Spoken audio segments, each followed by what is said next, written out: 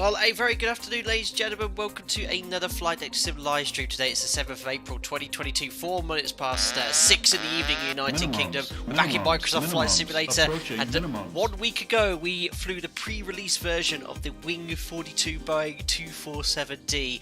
It involved absolute mayhem, engine fires, ditchings, crash landings, the whole lot, lots of firsts on the Flight Deck Sim live stream, and I didn't want to leave it too long until we flew it again, and perhaps I've learned a thing or two more about this aircraft, and hopefully we can not go swing today or anything like that. Really exciting. The aircraft was released a few days ago, as you'll well know. Incredibly generous pricing as well for this aircraft. On top of that, I'll be running 2 giveaways today. I'll be doing a giveaway on behalf of Wing42. They gave me a copy to give away to one of you guys, and I'd also like to give away an additional copy I've purchased from Wing42 as well. So 2 giveaways after each one of the sectors. We are here in sunny California, live time, live weather. This is Hollywood Burbank Airport. This is ORBX scenery, which we're going to have a look at in a short while. We're going to be flying to Catalina Airport, only about 25 minutes flight time. The shortest of duration is less likely things to go wrong and go swimming. We're then going to load onto Microsoft Flight Simulator multiplayer, where you guys could join in for the second sector, a little bit longer, about 40 minutes, flying from Catalina Airport to San Diego. So yeah, 2 flights today. Each giveaway will be after each sector as well, which will be great there. Who have we got here in the chat then? Todd Gilby. Wait, it was a butter, just a butter into the sea. Unbelievable. Domino's here says, hello, Captain. Good to speak to you earlier. Hope you're doing well, buddy. 2 tons of love. No smog in the sim today, as you had for the test sector. No, it was really smoggy on the test sector. I flew yesterday. And in San Diego this morning, it was very foggy, but the weather now is absolutely glorious in California. Hope you're doing well anyway, buddy. Husky66, greetings from Austria, Captain. Looking forward to the stream. Thank you very much. John Padfield said, fire deck to sim. Unbelievable. Hope you're doing well. Stefan May, your will be viscous. Love it. Fly deck to sim brings the heat. Warrior Lad, thank you very much for the 16 months membership. He says, can't wait for this one. Thank you very much. Anyway, yeah, we'll have a look at little Navimap. We're going to utilise radio range navigation today as well. So yeah, this is one of ORBX's sceneries. I don't know much about this airport. I think they have a few commercial flights in and out of here, but we're going to go right past the Hollywood sign, which is just past this mountain here. We're going to take off from runway 15 today, but just check out this scenery. ORBX very kindly send me over their sceneries whenever I have them. I'm partnered with them, and this is their Burbank scenery. These are static aircraft which you can turn off. It's only 15 quid, but the quality of the add-ons, especially the Catalina airport we're going to later, is really nice. Bob Hope Airport, that classic mid 20th century concrete buildings they've got here. Absolutely glorious concrete buildings there. The scenery looks excellent, but yeah, the quality of the apron and things is all over here. But I can see a southwest there. Here's the terminal. I guess there's no air bridges here, just boarding via stairs, but looking very, very nice. I don't know much about California or any of these geographical areas. Here's the runway 0826 over here. We'll zoom on the drone camera. There's the tower. We're going to go straight over LA today. It's going to look absolutely epic. Over to this side of the airport. I've got the static airports or static aircraft on because I'm not online for this sector, and we are over here on the GA ramp, so we've got some nice static aircraft here, and here's our beauty, the Wing 247 B247 Delta. Let me just reset my camera. There we go. Perfect. Complete cold and dark. I've not done anything apart from just spawn in. I've reset the config file, so it's all up to good. All up to kind of like as if it's just a brand new aircraft. There's no wear and tear yet. There will be wear and tear by the time we finish with it. So I don't know if anyone purchased this aircraft. I've been looking at the Microsoft Flight Simulator forums. I've been talking to Otmar because I noticed some things when I was testing it again, and things like temperatures are quite slow to warm up. So things like cylinder head temperatures, the oil temperature is much lower than it probably should be. And I think he's already said on a post today, well, I've seen the post, he basically just said, look, we are working with issues we do with temperatures, but you know, it's very fiddly having to fine tune everything to make it not too unrealistic, but also very realistic as well. We want to have it, so they want to have it, so if you overuse these engines or abuse them, or you don't look after them, that they do fail, because that's what it's like to operate these aircraft. So things like cylinder head temperatures you'll see today, they are quite cold. Oil temperature, well, I think the gauges are under reading. So basically, I did the test sector earlier. I flew to Catalina Airport, no problems whatsoever. On the second sector, I couldn't get the engines restarted, so I did a reload of the flight. And then I found that even though the oil temperature was showing quite a low temperature, the oil pressure was really low, which would suggest the oil was quite hot. So I'm sort of not looking, look at the forum post there, I'm not going to really concentrate so much on oil temperature. The oil pressure is key here, controlling the temperature to make sure we have the right viscosity oil to ensure the engine keeps running. That's the key thing there. Mattia M, welcome aboard as a member, buddy. Glad you enjoyed the content. You get invited to our members only Discord. I hope you're enjoying the custom modes in chat. Thank you very much indeed. Hello Wojtek, hope you're doing well. John Padfield, how is our engine start guy? Did he remember his horse? Jack's at the stables right now. He's got the fastest horse. His horse is called Concord. And he's going to hopefully come here as soon as possible if we have any problems. He'll be here to start the engine shortly as well. Todd Gibley, John Wayne is a good one to take off from, flat 25 and no D rate. I hope you bear that in mind for a flight in the 737. I hope you're doing well, Taylor 314T5, and thanks for popping in here. John Power scenery really is awesome, does look very nice indeed. Right, let's now jump into the cockpit. This is in United Airlines livery. November Charlie 13326. Our call sign today is United Airlines 01. I did manage to get Flyline finally working on Microsoft Flight Simulator. But there we are. We'll climb into the cabin and make our way into the cockpit. We've got Explorer's Air Yacht and New York Times for our readers today, and I am still called Captain A. Terrant, and the co-pilot is First Officer W. Jacobs. We've got our swimming badges, which we'll be using today, no doubt. Right, let me remember my shortcut to get back into the cockpit. There we go. Perfect. So let's have a little bit.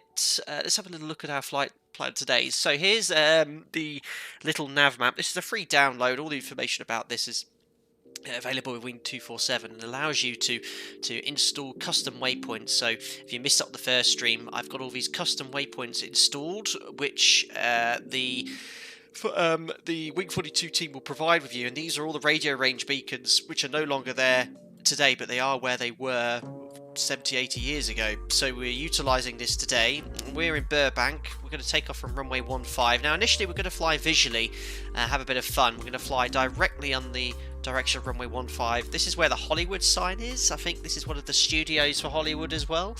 And we'll then fly towards LA downtown. We'll go up to about 5,000 feet. We'll just stay low eventually, or initially, and then we'll eventually climb to 5,000. And what we're going to do, fly to Catalina Airport, which is on this island here. Now, if you see here, there is a radio range beacon, and just by chance, one of the bearings for this beacon, where is it here? It's 003. So if I bring up the radio range PDF as well, here we are. So if you go on my Instagram, I've got these all saved. For the members, it's in the live stream channel. We're going to intercept this bearing here, which is sort of off a 003 true, which is going to fly inbound towards this one here, which is going to take us, not going to fly all the way there, but it will take us towards the island at 003 radial, essentially, listening for the Morse code. And looking at the nav map on the PDF on the right, you can see where the shaded areas are. If I bring my mouse here, that's going to be the Morse code for Alpha, Morse code for November. We're going to try and get that solid tone to fly all the way down here, but not going all the way to the beacon, as mentioned. The reason is if we keep going all the way to the beacon, we'll fly past our destination of Catalina, and we'll end up there. I'll then reload the flight from this airport in Catalina, and then we'll do a multiplayer flight going eastbound, and then we'll intercept the radio range beacon. Would you like to see this dashed line from my test sector? This is where the engines failed, and then I ditched just here. So hopefully we won't have those problems today. Fingers crossed.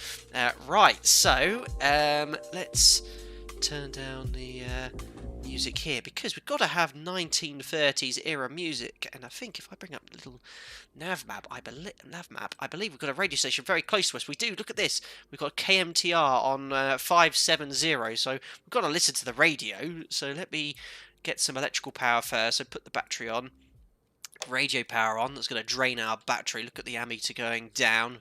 You wait until I turn this on. Look here, radio power on. And now the battery's really discharging. We'll do the setup quickly before the battery discharges, and then we'll tune that radio up, which is 570. So we need band 570 kilocycles. Love it. Let's go to 570, and I believe I need to put this off. Yes! We've got to go for the 1930s era music instead of chill stream music. There we are. So we'll keep that playing in the background. Excellent. eSuperFlight, is this out? Is it for free? It's not free, but it is one of the most generously priced pay-wear aircraft I think I've ever seen. They could easily charge 3 times as much. $20, I believe. So that's the actual price. It's out now. Video, if you use the command !aircraft, you'll get a link to that as well. Hello Tim, hope you're doing well. Nice to see you popping in. Thank you very much. 40, Michael 30, Williams for the 20, $5 as well. 10. Appreciate that, buddy. Turn the volume down on my radio. Tremendous thanks for your videos. You're welcome. Learned to virtually fly over the pandemic, Awesome. got my P1, and finished my second CTP in the Zebo last weekend. Excellent choice of aircraft across the pond, albeit I should think you were empty to be able to fly that endurance sector. Thank you very much for the $5, Michael Williams. Really appreciate it, buddy. And glad you're enjoying flight simming. And P1, is that a VAT sim qualification? I never can remember, but I think that's something like that. Either that or you've done a... I think I've had a stream issue here, guys. Stand by. I hope you can still see me. Streamlabs said it disconnected, and it seems like the stream is refreshing now. Let me know in chat if you can't see me, if there's any problems. Perfect. Stream's back, still here. Thanks, John. Mount 51, £40.67 or 2 beers in London. Yeah, it's about that price there. A blip, but back. Fantastic. That's what I like to hear. Yeah, Streamlabs said it had a little blip there. Right, so let's get the show on the road. I need the little PDF here to assist me getting it set up, because I'm not type rated on this aircraft and I don't fly it that often, so it's always nice to follow the guidance first time around to make sure you're doing everything as properly as possible. Right, so make sure the parking brake is set. I'm happy to hear that Microsoft Flight Simulator are fixing the bug soon, which allows the mouse cursor to return. So parking brake is set. We've got to have the windows open for engine start as well. The audio has improved a lot. We remember flew last time a pre-release version. The audio's now mega for both engines. Really, really cool. And the engines backfire occasionally. It sounds epic. Absolutely epic. Right, windows open, parking brake set, verify the fuel levers. So first, we need to get our passengers boarded. So let's get our interactive clipboard out. There's all the stats about the aircraft. So it's a fresh sort of install for me. So I'm going to top up the oil, not all the way to full, but just almost full. We'll take a full tank of fuel as well, and yeah, we'll load up as many passengers as we easily possibly can. There we are, full load of passengers. Well, why not? Let's put 25 kilos of mail on the nose and back as well. There's probably a stricter loading order to follow, but we'll do that. Make it so. So we have Henrik dealing with the passengers. Howard is loading the platform for the postage, and Jack, our engineer, on his horse Concorde has come over to top up the oil tanks, make sure we have everything we need. 50, If you look out here, you 40, can see, look, all the doors 30, opening, 20, all the cargo being 10. loaded as well. I think there's some cargo in the rear getting loaded too, which is really cool. Thank you, Charlie Welsh, for the £5. That's very generous of you, sir. Hope you're doing well. And thank you. Charlie, have you accidentally tried to become a member?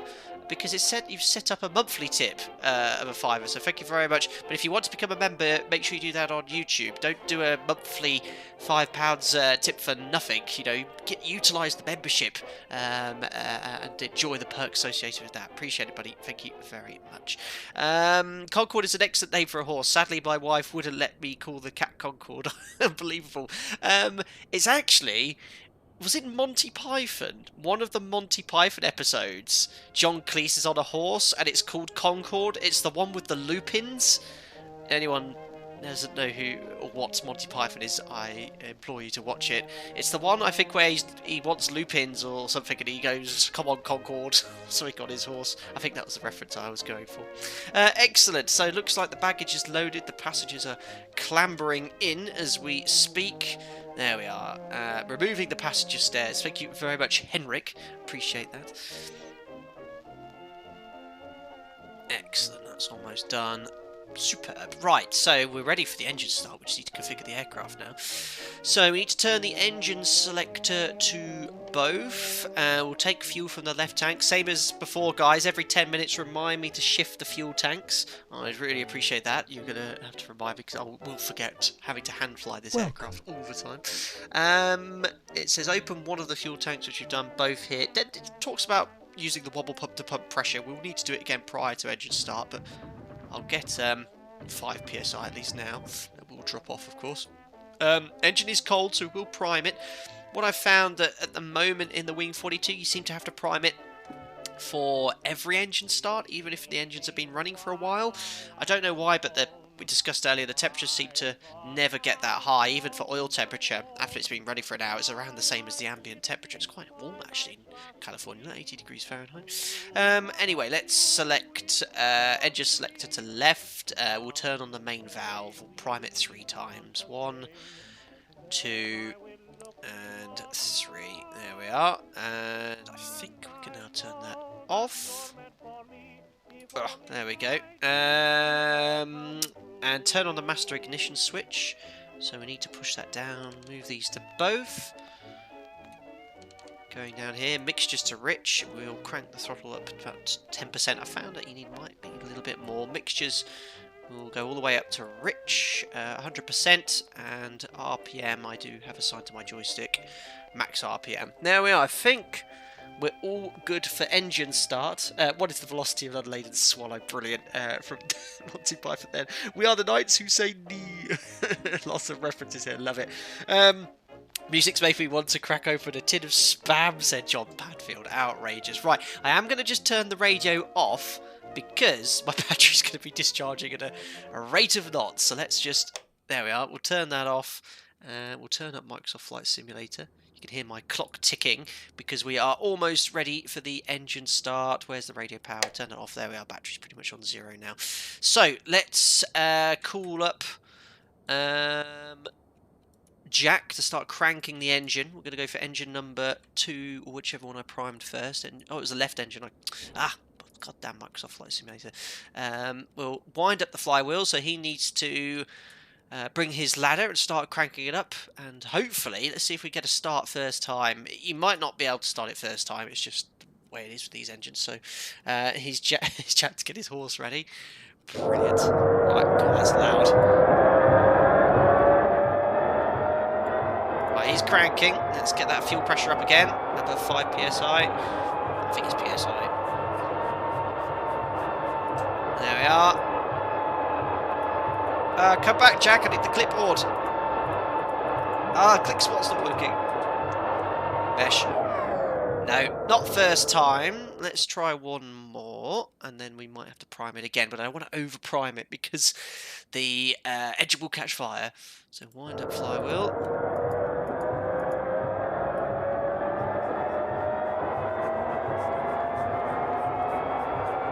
Now pumping the pressure in.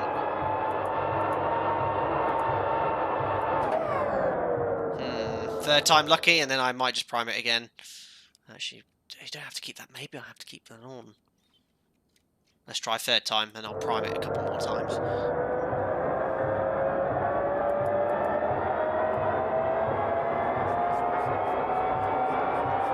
What's the bet that we're going swimming again then? No, it's not having it. So let's prime it again. So left main valve is on. You would definitely be over-priming this, but I think it's the only way to get the thing to fire up. Let's give it 3. 3 goes. 4th time. This is the one. 100%, Taylor. Unbelievable. Jack, my arm's getting tired, Governor. Is there anything I've forgotten? No, electricity, fuel, mixtures, throttle. There we go. Nope. I need to boost this up. Keep going, Jack. Good feeling about this one. There we go. 4th attempt. Right, let's get that RPM up. There we are, 1100 RPM is a little bit more power than I expect. So I want to get the oil hot first, so we keep the oil coolers closed. God, that's loud. I love it. Right, so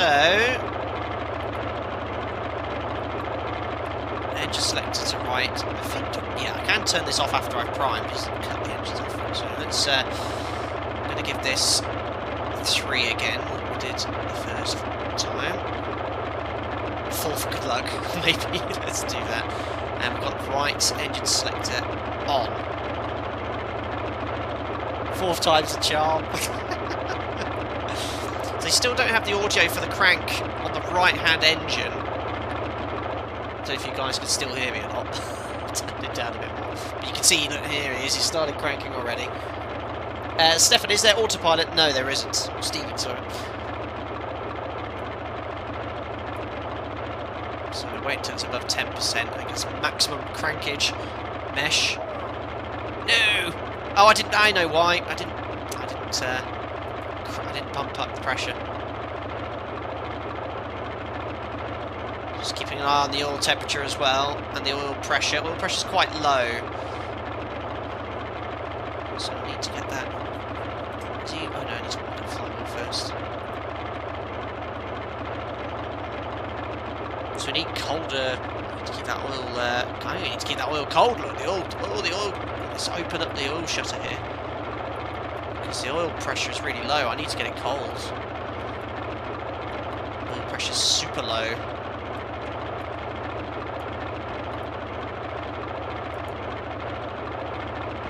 Just literally about to clonk out the engine. I find it so tough. Yeah, I think the oil's quite hot because of the ambient temperature, but it shouldn't be the case, but it's just the case in the Wing42 at the moment. Right, mesh. There we go. Good start on engine number 2.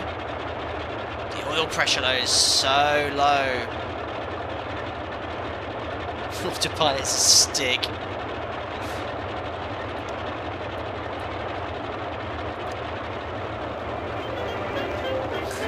Gotta have the radio back on. Right, so I've got the engine number 2 oil pressure is quite high, but engine number 1 is very low. Artificial horizons leveling up.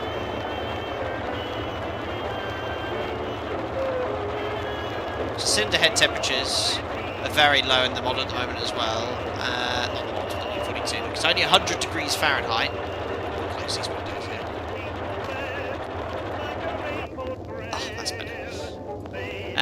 Look at the difference between the two. I mean, the oil temperature on engine number 2 is 120 degrees Fahrenheit. It's 90 here, so you can see that's why the oil pressure is so low. So I need to get the oil temperature down.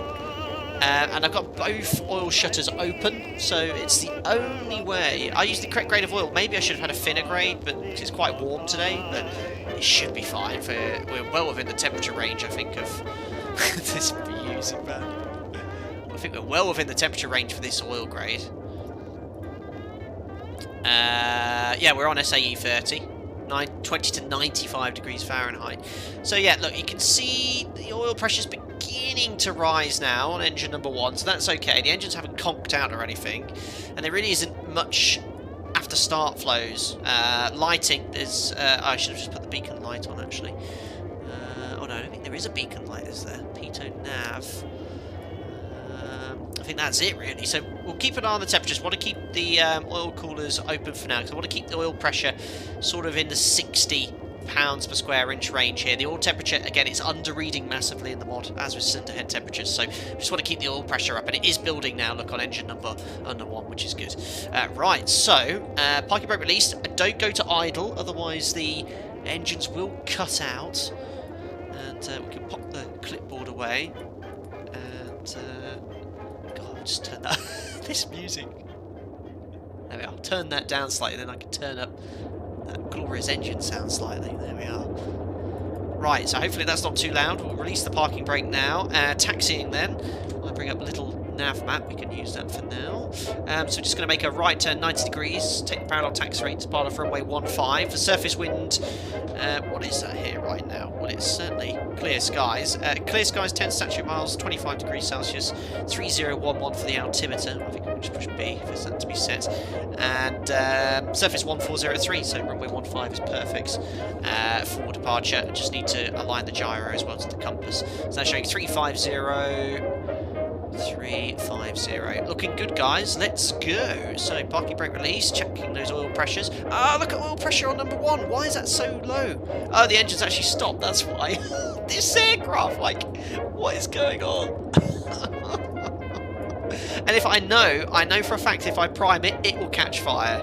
I know if I prime it, it will catch fire. I didn't even realise it died. So the oil pressure got too low, but I did everything I could.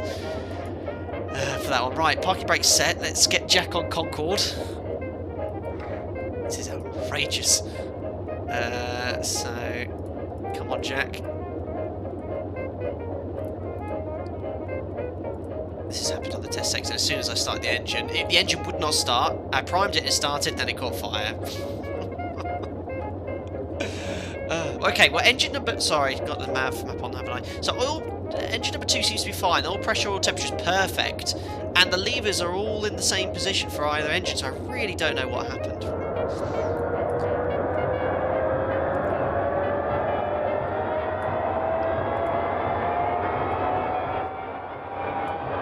Right, so nothing I've changed. Let's just get some pressure.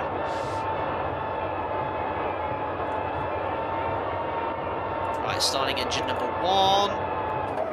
So, I know it will start if I prime it, so it's just a weird one. I really don't know what to do, because if I prime it, it's going to catch fire.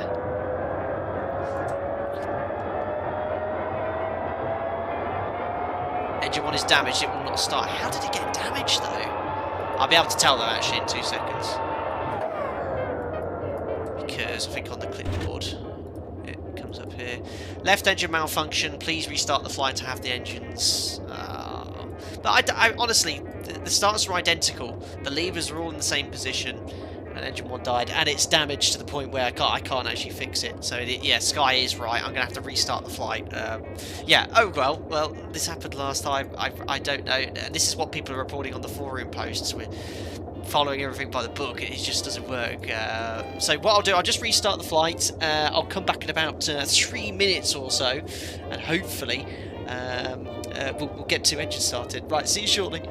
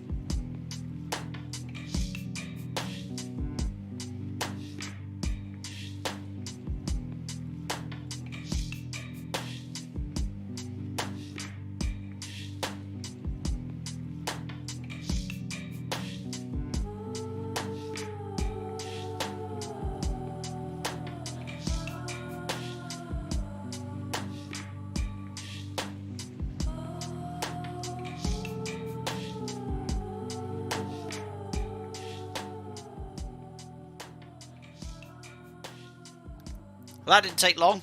Just reloaded it. I deleted the config file, so it is now completely cold and dark again. We're exactly where we were, guys. So let me just rattle through this quickly, because I don't want to explain everything one more time. So clipboard, next page, passengers, same amount of passengers. I reset the save state so it is all as it was from new. Let's top up the oil all the way. Is the correct grade of oil, so make it so.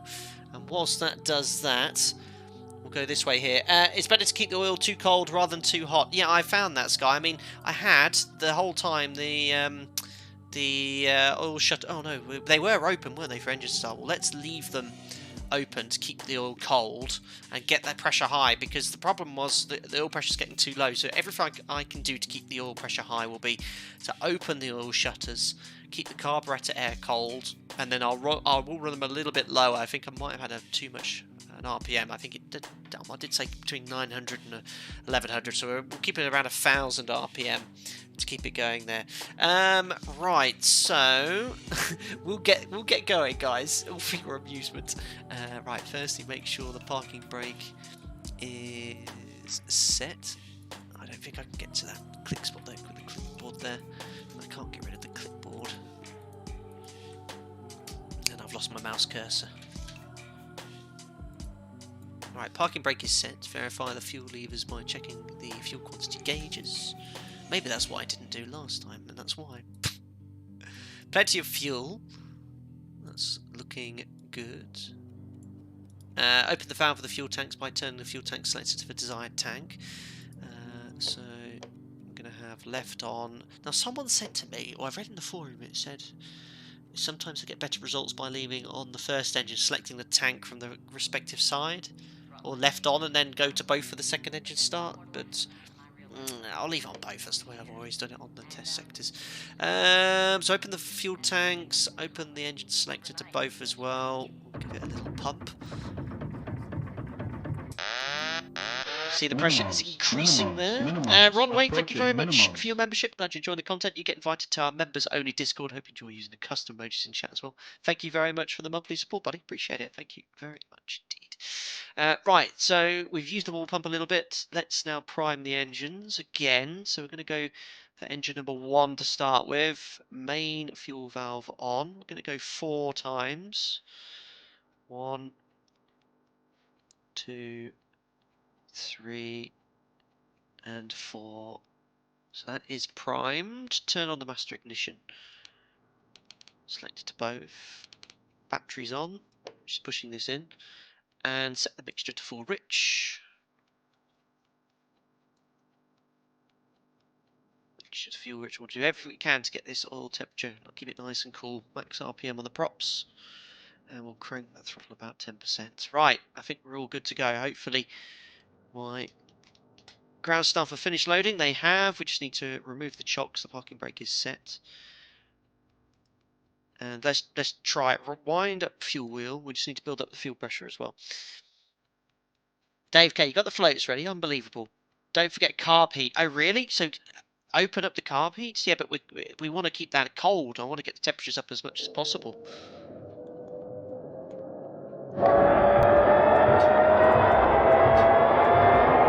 That is so loud. First time. I'm feeling better now. Feeling better. Right.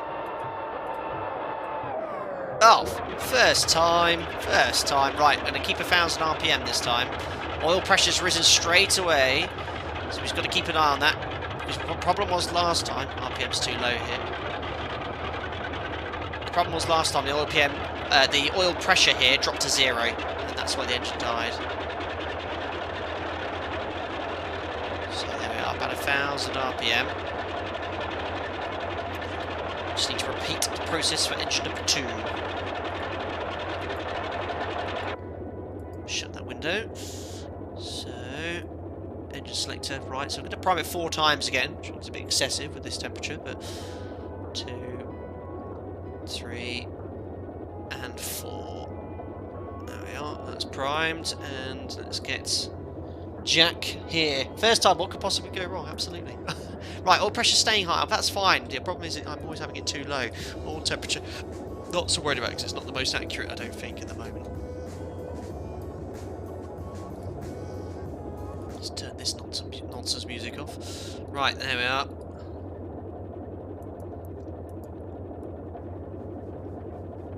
Increase that pressure. Oil pressure is still fine. Starting engine number 2. Oh, look at this! 2 good engine starts. First time. RPM's 1,000. Oil temperature's okay. Oil pressure's okay. And the fuel pressure's okay. I'm not touching anything. I'm going to taxi out with this power setting. Right, I need to get everything up the temperature here. Cinder head temperature still very low. So you'd lean the mixture here, but again, I've never seen it above 200 degrees yet. Even if I completely lean off the mixture, I can't get above 200. Seems random chance operated in our favour this time. Yeah, well, it's the priming. I think the priming needs to be looked at because you shouldn't need to prime it if it's this warm. Maybe if it's been sat on the ground for a while, but I have to prime it for every single engine start. But if you prime it too much, the engine catches fire. So it seems to be a fine balance between, you know, spraying the fuel in the cylinder, between that and spraying too much and causing it to catch fire. Right, so let's taxi out. It's a bit of a taxi. I'm just going to leave the engines where they are because they sat here quite nicely with 70 pounds per square inch and oil temperature about 90 degrees Fahrenheit. My job today, or our job, is to keep all these needles vertical. If we can keep it around there, not too high, not too low, we're doing okay. Right, let's open the window a little bit during taxi because we're cool. Release the parking brake. Ladies and gentlemen, we're moving for the first time today. A little bit of differential braking. Only took 40 minutes.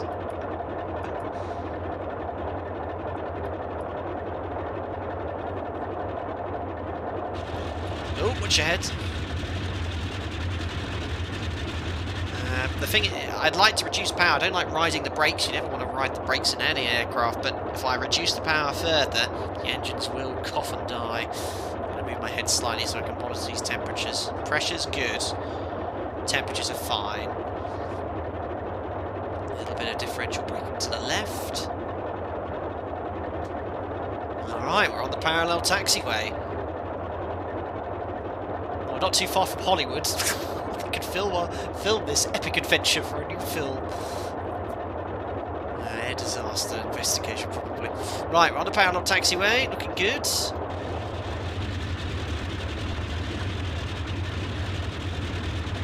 Smoking a little bit.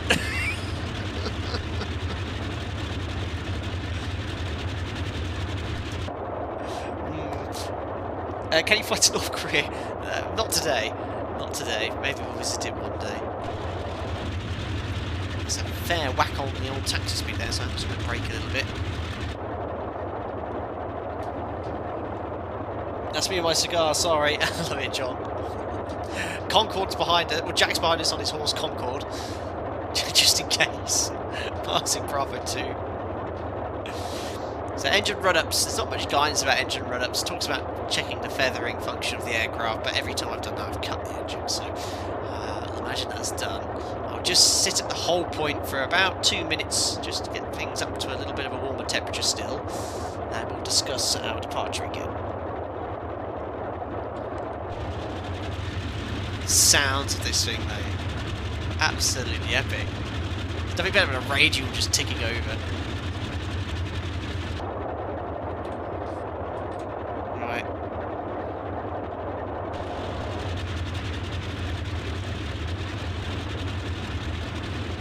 Looking good. So we're going to go full length here, runway 15.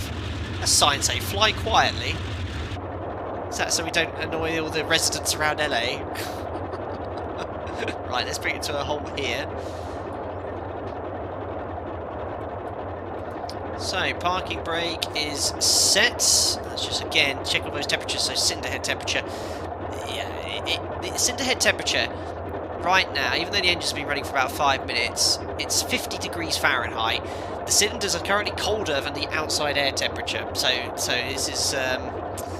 Yeah, that's cylinder number 4. To be fair, I did have the carburetor temperature, but even still, yeah, cylinder number 4, cylinder number 1. Yeah, it's about 100 degrees Fahrenheit. I'd expect it to be a little warmer, right. So, little nav map. Let's have a little look at our departure. What we're going to do is climb straight ahead, fly towards Kahunga Peak. My pronunciation's probably awful. And I believe the Hollywood sign. There we are, Mount Hollywood. We're going to kind of coast around the Hollywood sign. Then we're going to turn southbound, fly towards the skyline of LA, and then once that's done, we'll climb up to 5,000 feet, and I'm going to actually tune now this radio range beacon, which is 323, and then we're going to follow that in. The radio we want is pretty much in a straight line following the flight plan, which is really convenient, just complete chance. That frequency was 323, so let's go here, turn on the radio power. Go to 323. I need to change the band.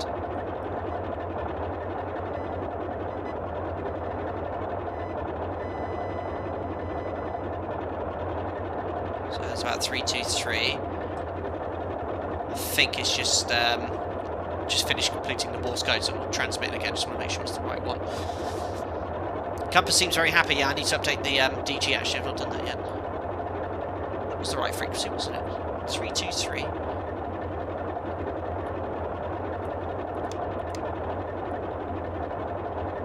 What's wrong? That's why.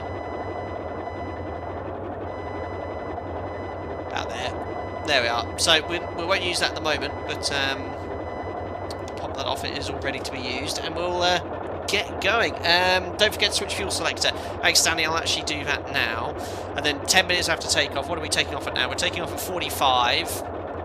So let's go to the right tank. Every 10 minutes after takeoff, so 55.05, we'll change the fuel tanks over. Right, so parking brake released. So takeoff, just check the temperatures again. So, oh, look at that, oil pressure's perfect. And that's with having the oil shutters open completely open, so it's trying to keep everything cold, which wouldn't usually be the case after engine start. So we're going to keep a real keen eye on the oil pressures. That's important. The temperature isn't the most realistic at the moment. So let's just get lined up, and then I'll sort out my compass, well, my DG.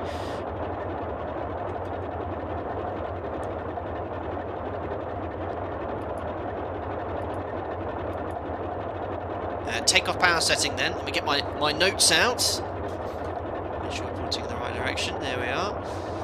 So we're going to set 36 inches, max RPM, and we can hold this power setting for 5 minutes after departure, and then for climb 32 inches, 2100 RPM as we climb out as well. So, Toga's in chat, ladies and gentlemen. This flight time will be about 30 minutes, if successful.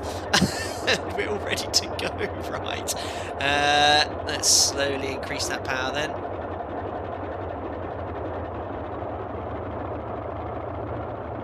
Toga fire warning, outrageous. Really, really, really feeding in this power slowly.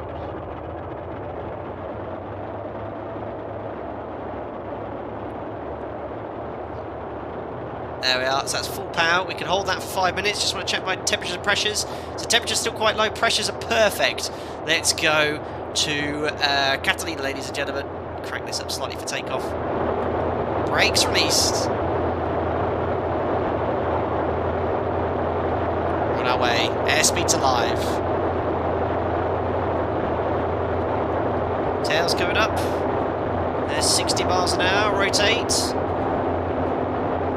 Airborne. Accelerate to 110 miles an hour. Gears coming up.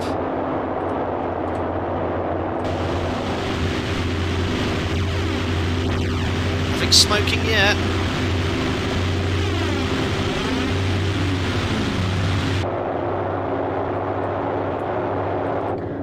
Let's close that. Right, oil pressure is increasing slowly, but that's fine. I'm going to keep a close eye on that. There's 110, so I'm going to reduce power now to 32 inches to climb. There we are, that's 32 inches. And we're going to reduce RPM now to 2,100 RPM. There we are, so it's 2,100. Too much off there. There we are, so climb power set. Just going to trim to maintain 110. We're flying, guys! Oh, the ETA's not... Yeah, the ETA... What is going on with the ETA on Fly Live? My goodness me.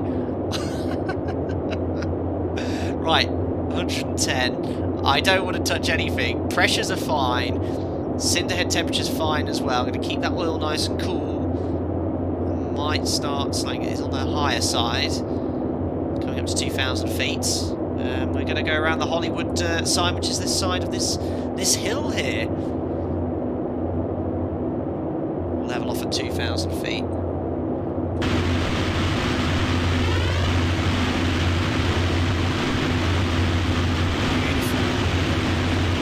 Yeah, let me just reset. I've had all sorts of problems with Fly Live and Microsoft Flight Simulator. I can see it going up and down. I think that's just... Yeah, whatever. I think I'll just turn it off for now. Never works properly for me in Microsoft Flight Simulator. Right, there's 2,000 feet. So we're just going to level off here, let the aircraft accelerate. That will assist in cooling. I'm just going to be checking the oil pressures every now and then. They're a little bit on the higher side, but again, not near the maximum. Last stream we were at the maximum for about 5-10 minutes and it was fine. There we are, so I'm going to bank round to the left.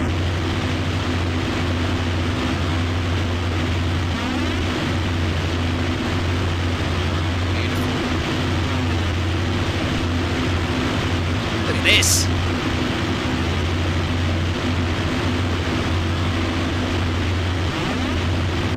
And I think, if I remember rightly, from my test sector, the Hollywood side is just on our left. Look at that! Epic. This is what this sim is amazing for. Look at that. What a shot.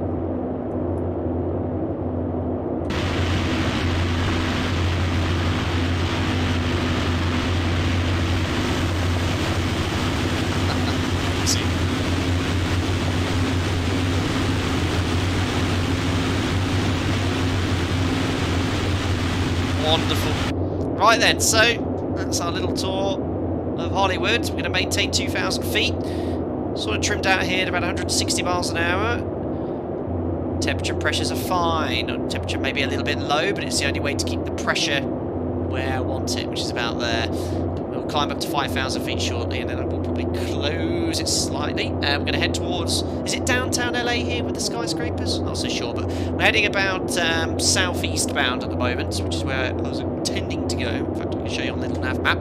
There we are. And then once we finish sort of flying over the city centre, we're going to head southbound, intercept the radio range beacon, which I will just bring up here. Oh no, I'm descending. Let me just bring up the PDF as well so I can show you. There we are. We're going to intercept this beacon here inbound. So it's a 171 magnetic inbound, and then until we get to Catalina, we won't get all the way to the beacon. We'll get to Catalina first. Right, let's shut that off as well. Perfect. And get up to 2,000. So oil pressure's getting a tiny bit higher now, so what I'm going to do is just not completely close them. Just go about here, just to keep that oil. I'm only concentrating on pressure because the oil temperature isn't the best at the moment, but right now I just want to get that oil a little bit warmer. Right, back up to 2,000. And here is downtown LA. I think this is all the photo-realistic scenery as well, which I couldn't run on my old PC, but on this one it has no problems whatsoever. Beautiful.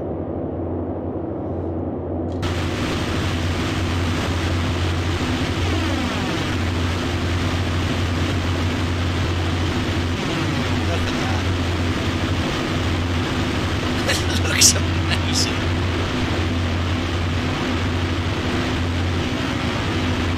Absolutely incredible.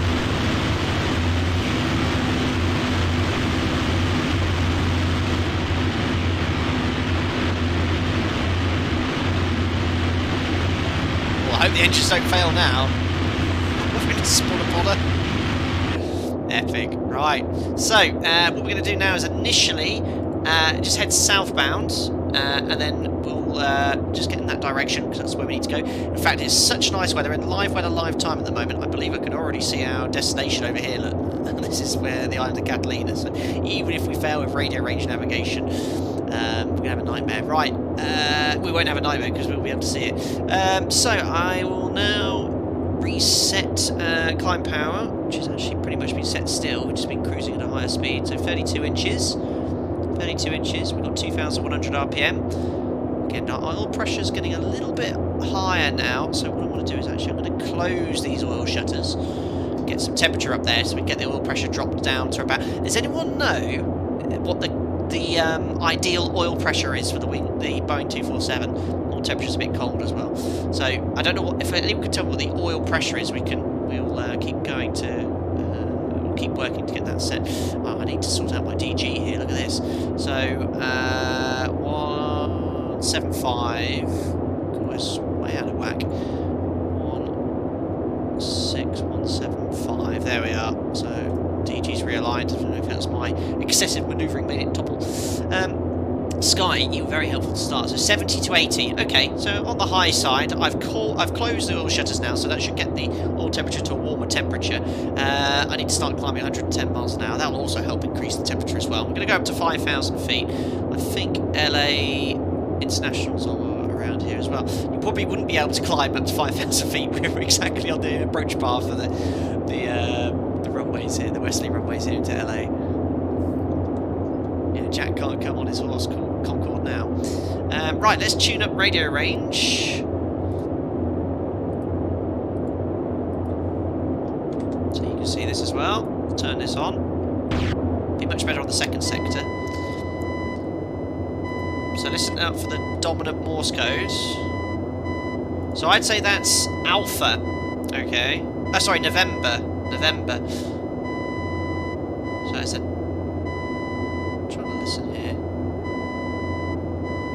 That's definitely November, isn't it? Dash dot. So that would tell me I need to fly left. But that doesn't make sense. I need to fly right, I think. I know I've got the PDF there. But that sounds like November. But for November, let me get my PDF up here. That means we're in this section here, this quadrant. Which means I need to make a left turn, but that doesn't make sense. The island's over there. Okay, I'm climbing here. I've lost it now. Oil pressure's still quite high here. That should get warmer now. Let's slow down to our climb speed, 110. Where's the Morse code gone? Make sure I've got the right one as well.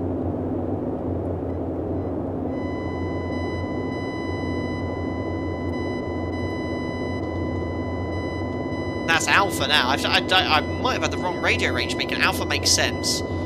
So you hear how the Alpha is overlapping the November, so it's definitely an Alpha Morse code coming through. So that means we're in this quadrant here, so we need to make a sort of right turn. It's not directly sort of 90 degrees off there, but if we do like a 45-degree intercept, about 225, wait for it to be a solid Morse, then we know we're on it.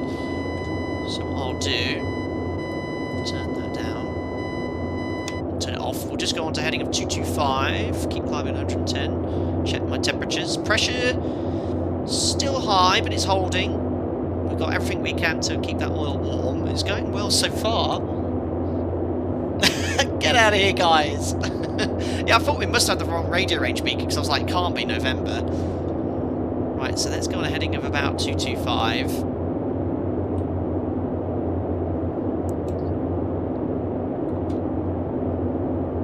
Amazing video one of the members shared earlier from the 30s. It was basically one of those old films talking exactly how the navigation system works. A little bit more right here. There we are, 225. We need to switch tanks as well. 2 tons of love, thank you very much. So we're going to go from right to left. 110, approaching 5,000 feet. So if I bring up a little nav map, is it for me? There we are. So you can see this line is roughly on that radial. So as soon as you get that solid Morse code, we should be roughly on that that one particular bearing, the 003 bearing outbound. Looking good. Here's 5,000 feet.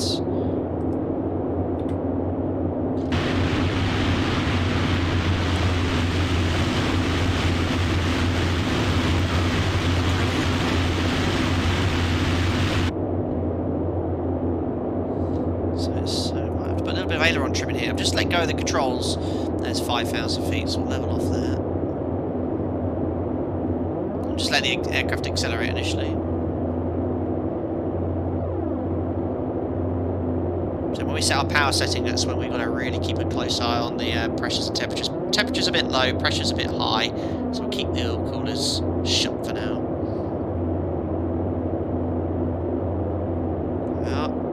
Reduce the power setting for cruise, which is about, just need to trim those down here still. Let's fly first.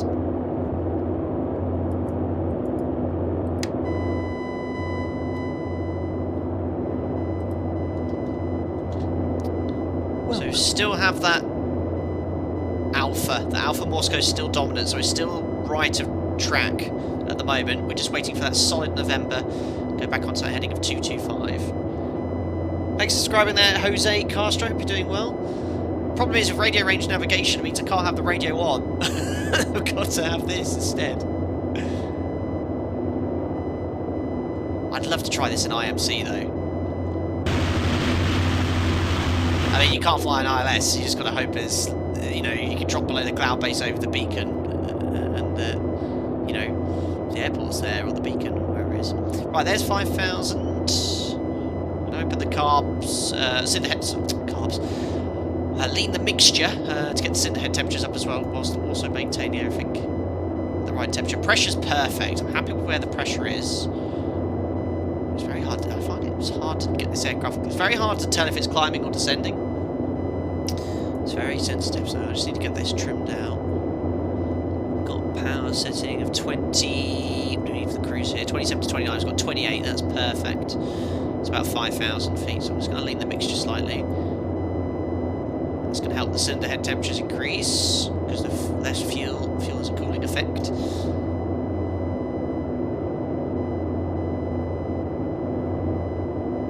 So now you can hear that alpha Morse code still there, but very faint. It's almost a solid tone. As soon as we get that solid tone, we can turn to intercept that 183 true track, or 171 magnetic.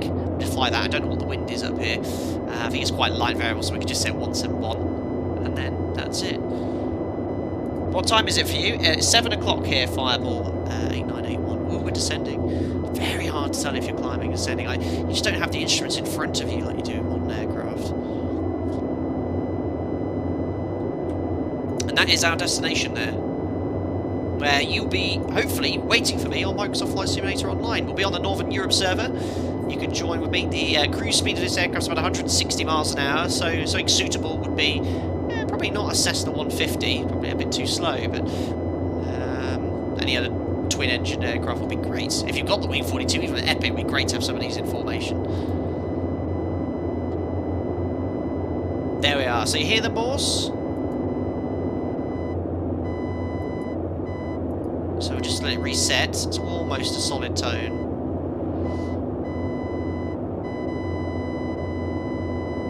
Hear that?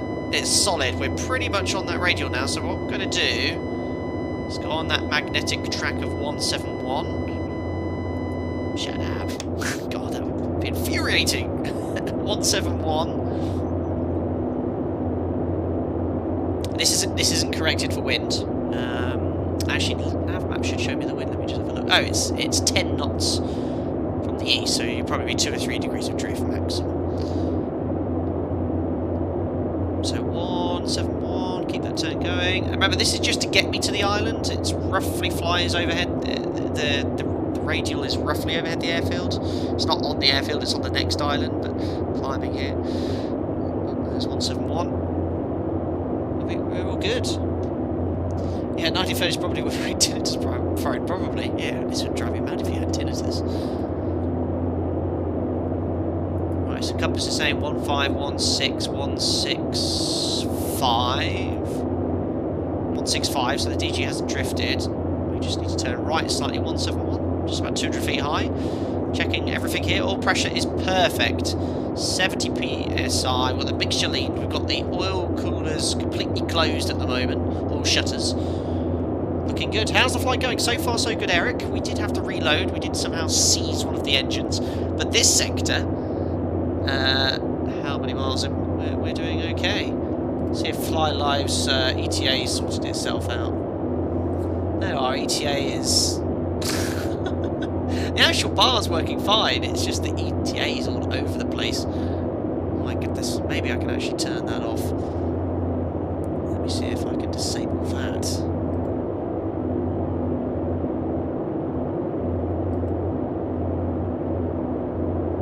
Oh, no, I've killed it. Yeah, so Fly Live is just for me. Oh, I'm descending here. Fly Live's all over the place for me, and then sometimes it just completely stops working like this. Only in Microsoft Flight Simulator. And unfortunately, the dev has...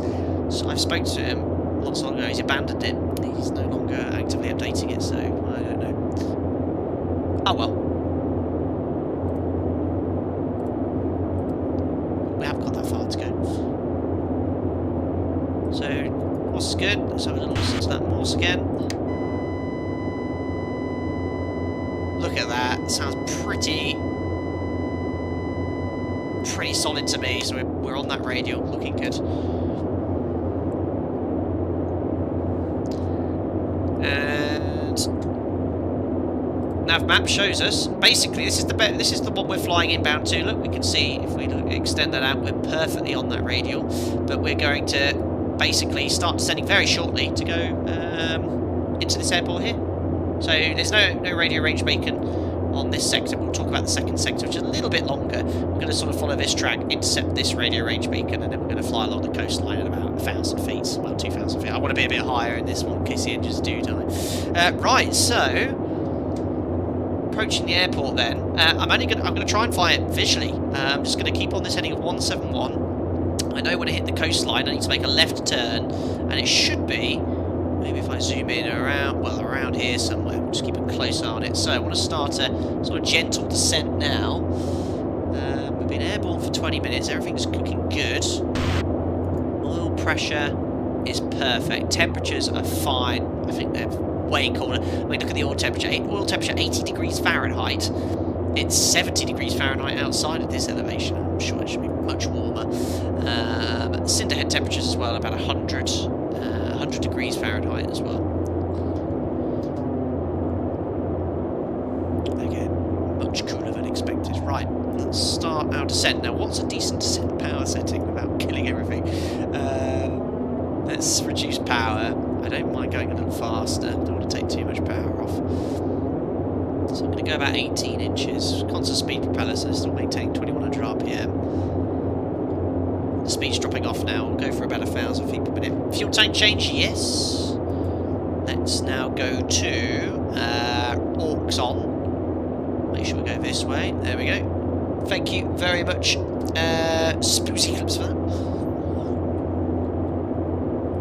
Still keep on that track of 171, so a little bit to the right, and now we're descending quite quickly actually. And looking good. Runway orientation here, 0422. What's the surface wind here? Want to land into wind. 090 at 10, so we need to land on runway 04 with a bit of a crosswind. So coming in this direction, I'm going to make a left turn. We'll join some sort of downwind for 09. No flaps on this, you just basically reduce speed. So oil temperatures are dropping slightly, but pressures are fine. Am I going to complete my first ever successful flight on live stream? Wait until we're on the ground first. Base leg bob, middle of the island on flat top of mountain, straight ahead. Okay. Ah, a visual. I can see it. Right, well, radio range got us here. Radio range beacon was on that island over there, and it's pointed us in the right direction. We can now continue visually towards the airport. I think it's quite high elevation as well. So we'll sort of level off here, head directly towards the airport. And I'm going to join a left-hand downwind for the easterly runway, which I've already forgot the orientation, 04. So let's head directly towards the airport. We'll just join a left downwind. Or we can fly over the airport and join a right-hand downwind. Anyone know the circuit direction here? Beautiful. And we'll just keep it gently descending still. Temperatures are perfect.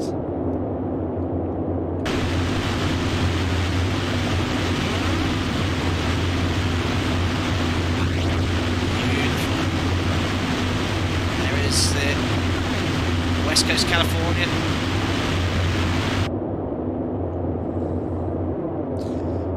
So trying to find out the elevation here.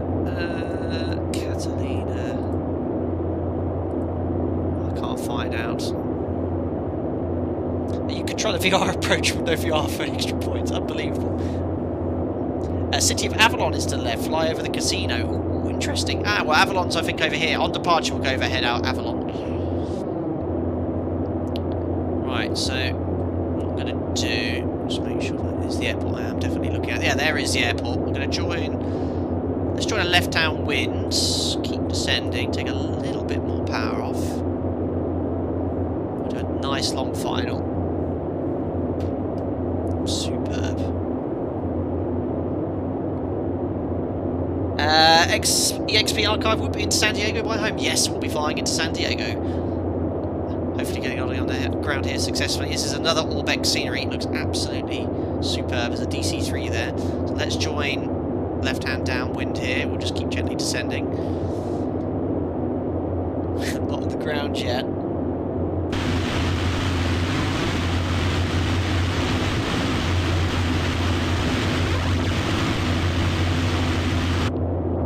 Absolutely superb.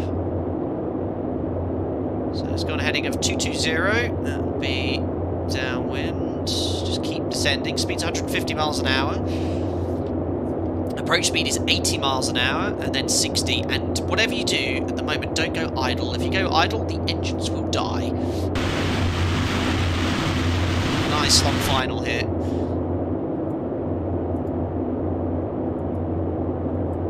Plenty of fuel still. Looking good.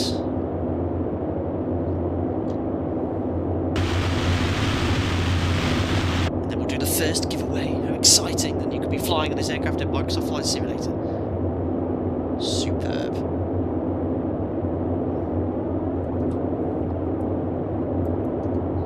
Surprisingly, with my circuit training, yeah, we're very far out here. Let's turn final. Oh, base leg then final. Nothing wrong with having a long final. A little bit more power off. Checking those temperatures and pressures. Temperatures perfect, pressures perfect. Better put the mixture to rich now as well.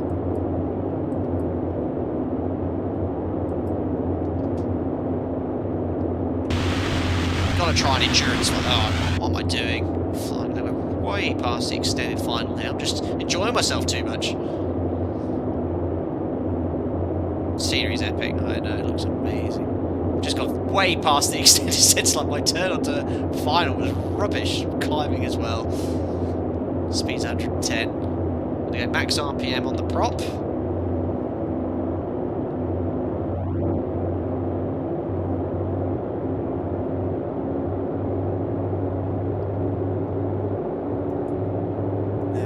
That's max RPM. I'm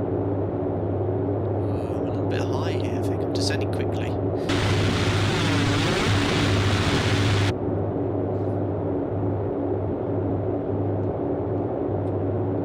Just keeping an eye on everything. Oh, what am I? I'm flying all over the place.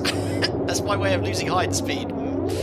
Sus. Spectate, aviate, communicate, absolutely. Right, there's a final. I'm going to drop the gear. What's the maximum gear extension speed? Hopefully not 140, because I've just dropped the gear. Oh, that will certainly help us slow down.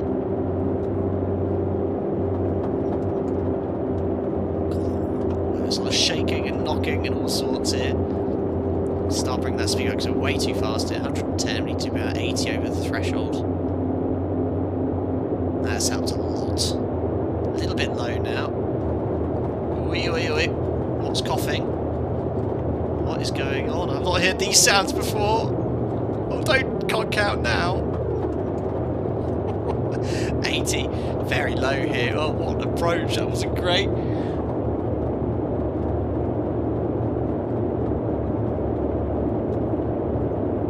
Oh my goodness, very low. Yeah, that's not the best approach, but we've made it. There's 60 miles an hour.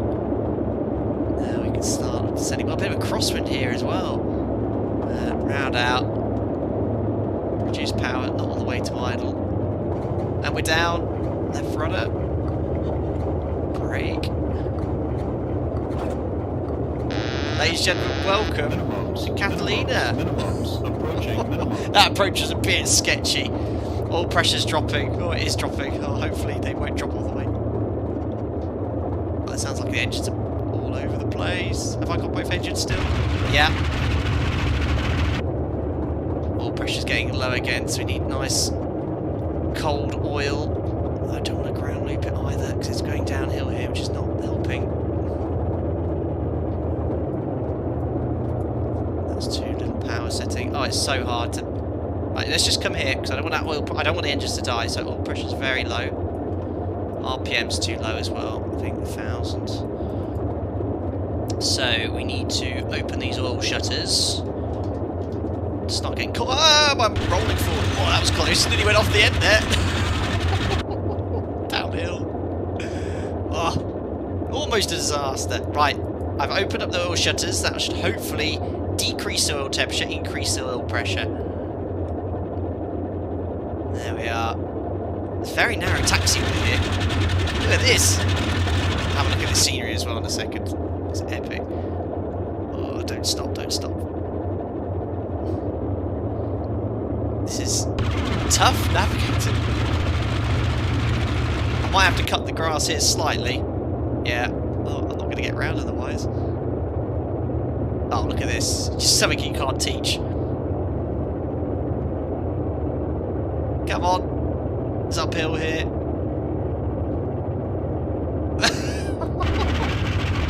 Oh, my nose wheel's off the taxiway.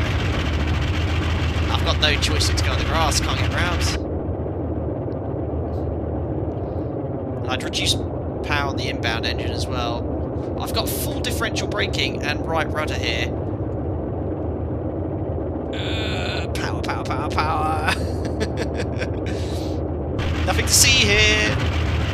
Don't worry about the sign. They needed a new sign anyway. Due to obstructed visibility between runway ends, the only comments mandatory. Oops. Excellent. We're fine. Now we're shooting along here. Whee. Perfect. Oil pressure's increasing again, so we've got to remember on the approach to open the oil coolers.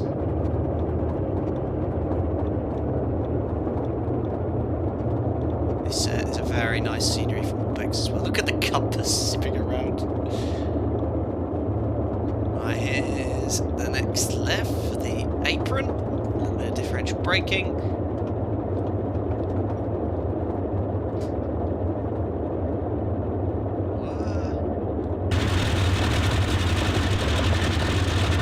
Not easy. A bit more power. Start the APU. Wicked. Ah, on holiday, are you? What's he doing to her? Outrageous. I have no idea where to park. Let's just go right here. We'll own the apron. We'll go in the middle. Some weird audio effect going on. Perfect. Right then. We did it. No engines. Not one engine failure. Not one problem. Pro pilot here. Pro Boeing 247 pilot.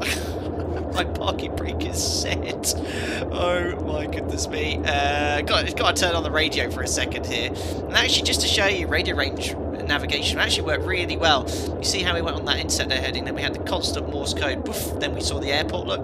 So it does work. Very basic, but it does get you from A to B. Superb. Right, let me turn on the radio. What was that radio station up here? 570. 570. We've got to be listening to some classic tunes. 570. There we are. Changes over here to 570. Turn this CW off. There we go. Right then, so working backwards with the included checklist. Pitches fully forward. Why does it sound so sad? It does sound like a Tom and Jerry episode, doesn't it? So set the mixtures to idle cutoff.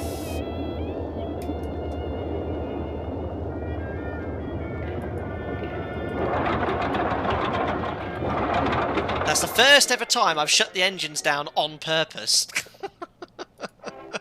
There we are, magnetos to off. Turn off the ignition system. And turn off the fuel valves. Turn that off as well. And we'll just leave the radio on with the giveaway. Have a look at the scenery as well. Love the music, it's amazing, isn't it, James? Absolutely superb. Well, that's our first ever proper successful flight in the Wing 247. I can't believe it. Excellent. Check out this scenery though from ORBX. Again, this scenery, same price I think as the Hollywood Burbank one, 15 quid. If you just landed here, welcome to the airport in the sky. Absolutely superb. Landing fee $25, sea tower. Don't know, we've got your typical Californian man in his camo sweatshirt. Look at the details. Got a little sign here. There's us looking our Boeing 247. Little details that you get in this simulator are amazing.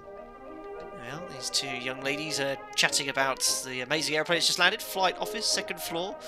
Ooh, what's this? That's amazing. Look at this. Human uses. Oh my. Not sure if I want to read that. Virus threatens foxes. Oh dear. Well, we best not bring any invasive species here. Yeah, it's just beautiful.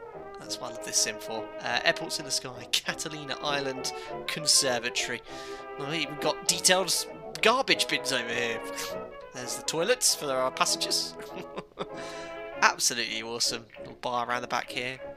Not many people being served drinks at the moment.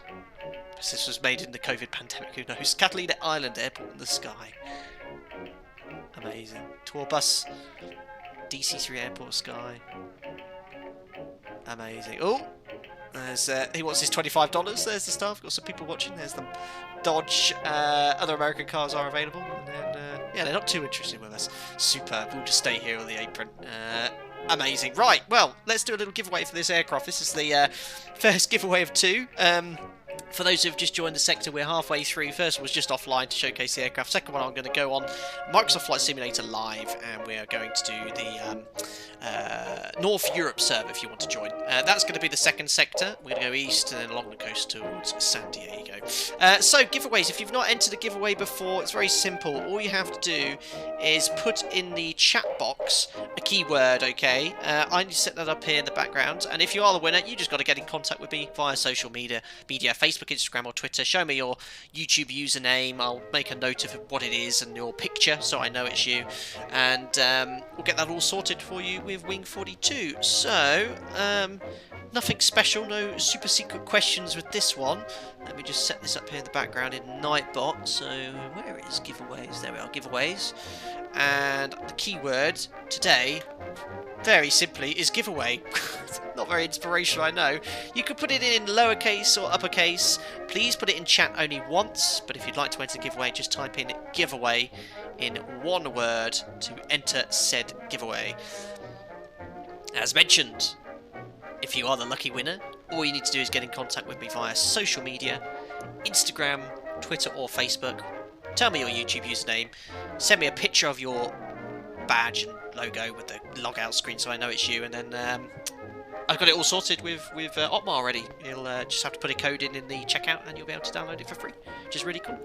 If you're not so lucky winning the first giveaway, we'll be doing a second giveaway in San Diego.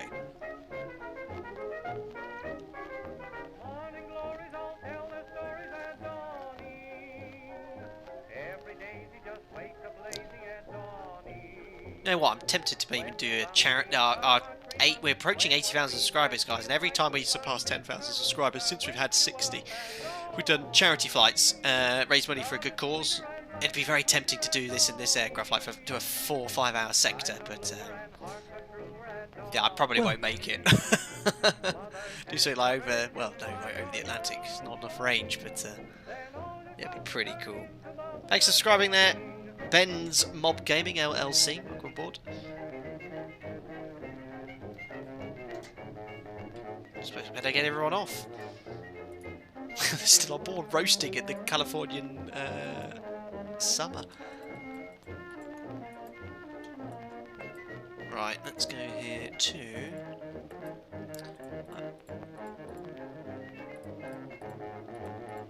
There we are. Fuel balancing wasn't too bad. I think we used a little bit too much in the right main. Well, I think we're already on the aux tank though, weren't we, for the next 10 minutes? So, oh no, we need to stay on board. Make it so. There we are.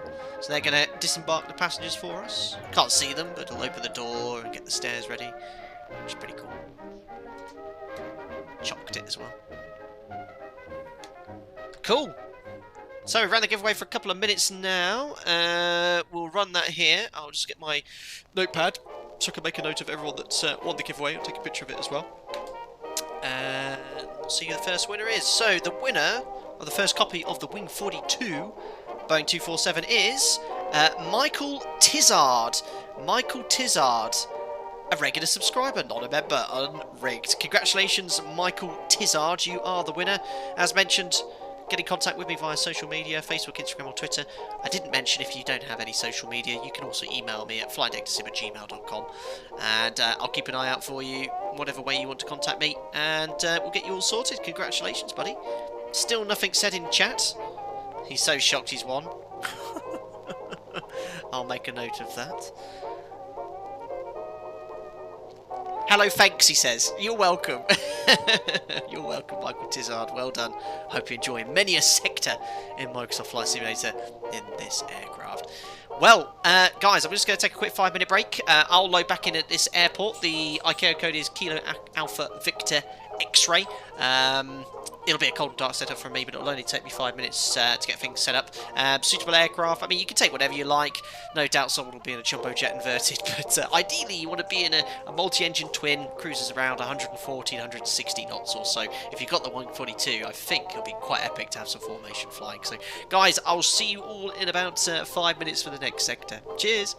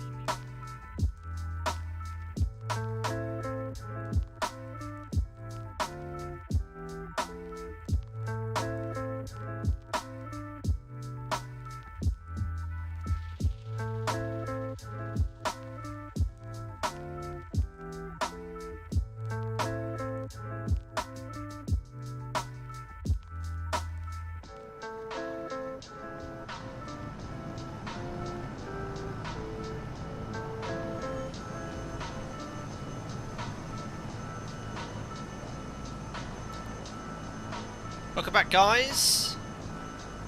Usual online multiplayer, cows and shoes. Look at this. It's been a while since we've been online, done any sort of group flight. But yeah, absolutely crazy here. We do have some other Wing42 Boeing 247s though. Look at this.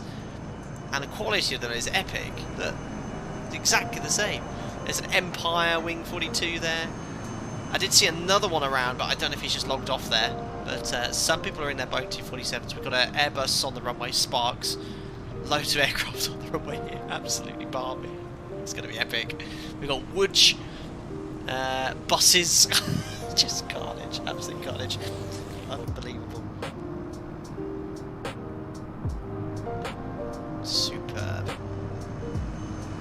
Well, what about the lady viewers? Oh, Liam, yeah, but guys is like a connotation for everyone, isn't it? Hello, guys and ladies. You say guys to even though they're not guys. You still say it. Oh, look.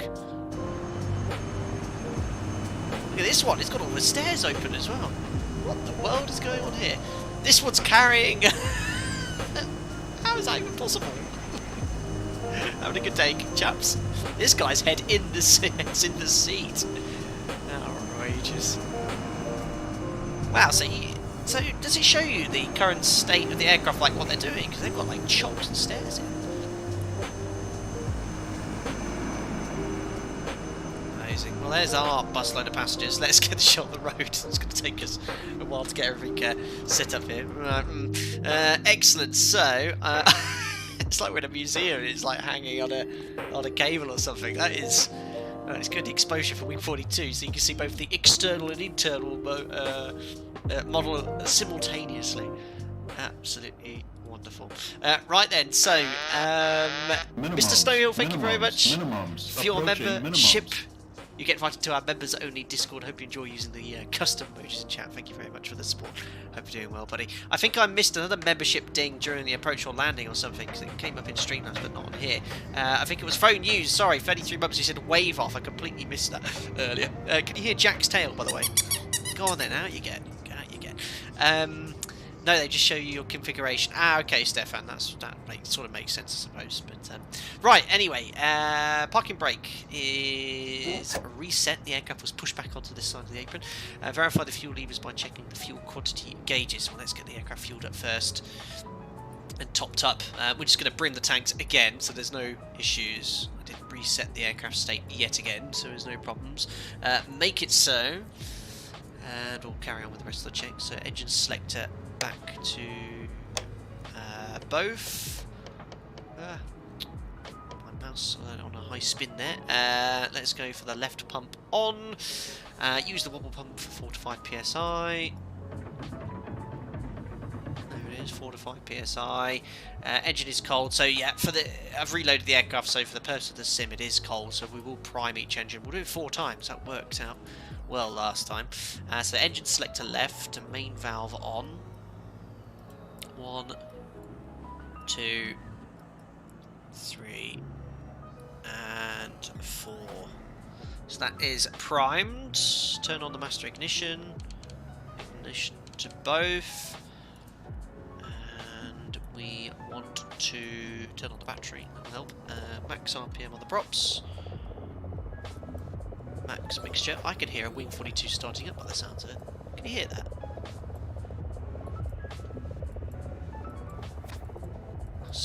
To set that. Oh, listen to that! You get the audio from another Wing42. That's epic. You imagine a formation of these flying, the sound and the racket from those radial engines. Absolutely superb. Oh, I didn't actually put any passengers on, but of course taking a full load of passengers.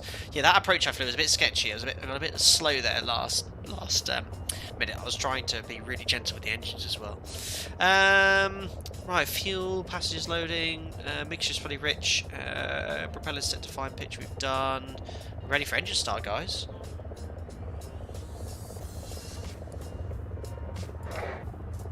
Oh, I can see loads of you in the Boeing 247s, that's epic.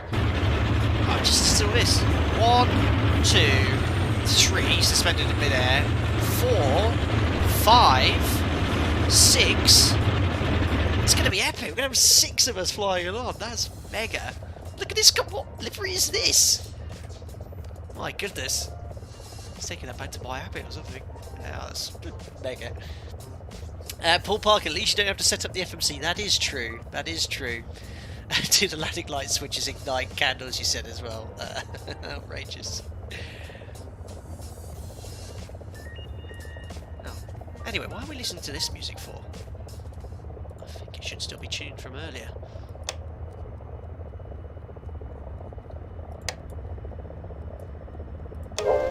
It is. Mega. Right. Henriksen, are you done with the loading? Just the last passenger. Excellent. That's all looking good. And let's wind up that flywheel.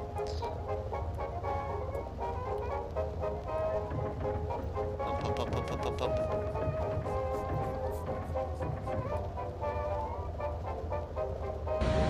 $50, $40. Thanks, John Bros, for $2. $20, $10. I don't know if I'm going to be able to hear this. Turn that down. Hello again, FT2S. Commercial check ride Monday. Amazing. Thank you very much, John Bros. Thanks for the $2. Best of luck with your commercial check ride. You'll be absolutely fine. And I guess you're doing that in the US, but best of luck with you. I did my CPL in the US as well, in Arizona, so I can only wish you the best of luck, buddy. You'll be fine. Right, here we go. No, I pressed the bleep button. Keep winding, Henrik. Keep winding. Just let that go up to 10% again. Ah, it's a bit fiddly. It's sometimes.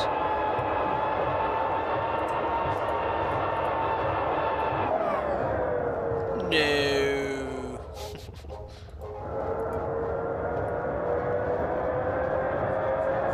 And start first time this time. There is a beacon at San Diego, I know, Eric. We're going to be using it very close to the airport as well.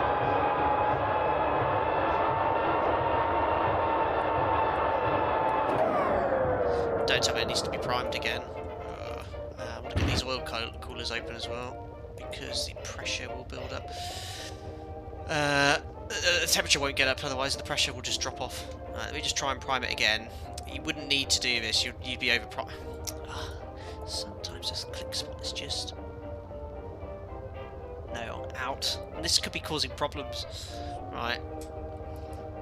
Let's try third time lucky. Throttle, oh yeah, throttle is closed. That won't help matters.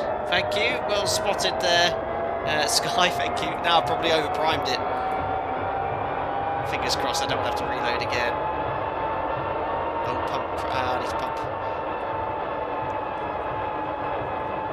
Please don't catch fire. Okay.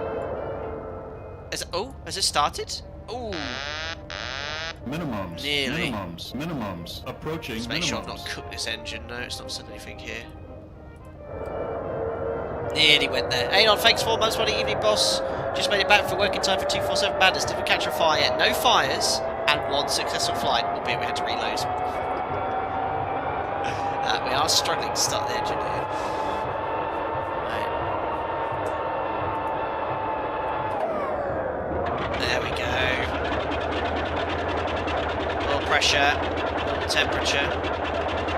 Stabilising at about 70, 80. Keep the oil cool open to stop that engine from dying. Okay. Hopefully we haven't over-primed it, it won't catch fire in about 2 minutes. Right, starting engine number 2. Right. 1, 2, 3, 4. Winding up flywheel. Jack's getting his stairs. Look how many of you there are. Thanks for your patience, by the way, everyone. Hey, look, you can see our engine starting and with the bottle. Right, there's no audio with this flywheel being wound up, but you can see it is winding up 1%, 2%. Thanks for subscribing there, Chinaski. Welcome aboard, buddy.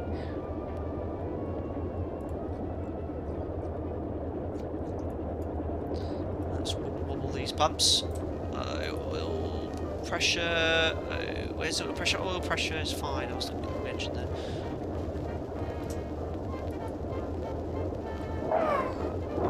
First time. First time. No problems at all. Right, oil temperature is rising on engine number 2. Oil pressure is a little bit higher than I probably want to. No, actually, it's fine, isn't it? It's exactly in the middle, so keep those oil coolers closed. Keep that oil pressure nice and high, because the problem is it drops off. Skyhawk, plane just crashed in San Jose, Costa Rica. Really? I hope not. I hope not. Right, okay, so 2 good engine starts would get rid of that. I think I just need to get rid of the chocks, maybe? Yeah, wheel chocks. Sorry. Sorry, Jack. Right, after engine start then, there really isn't much to it, guys. Just checking the temperature, pressures, lighting, Just want to keep that battery from discharging, which doesn't help because I've got the radio on still. Let's just turn that off for a second so I don't discharge the battery anymore until we get airborne. The ammeter will show a charge as soon as you increase the RPM.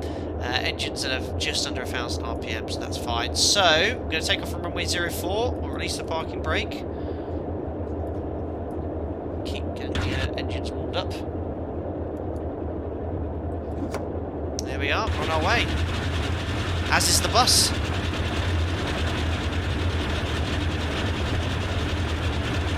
Beautiful.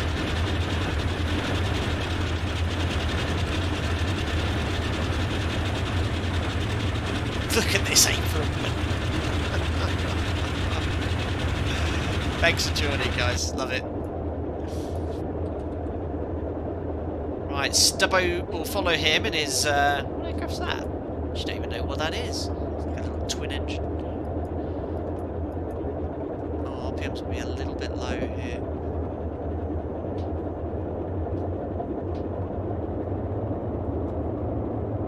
Okay, we're at 1,000.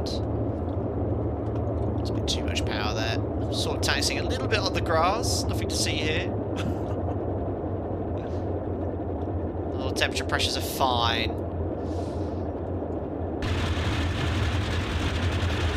Look at this queue, look at the other Boeing 247s as well.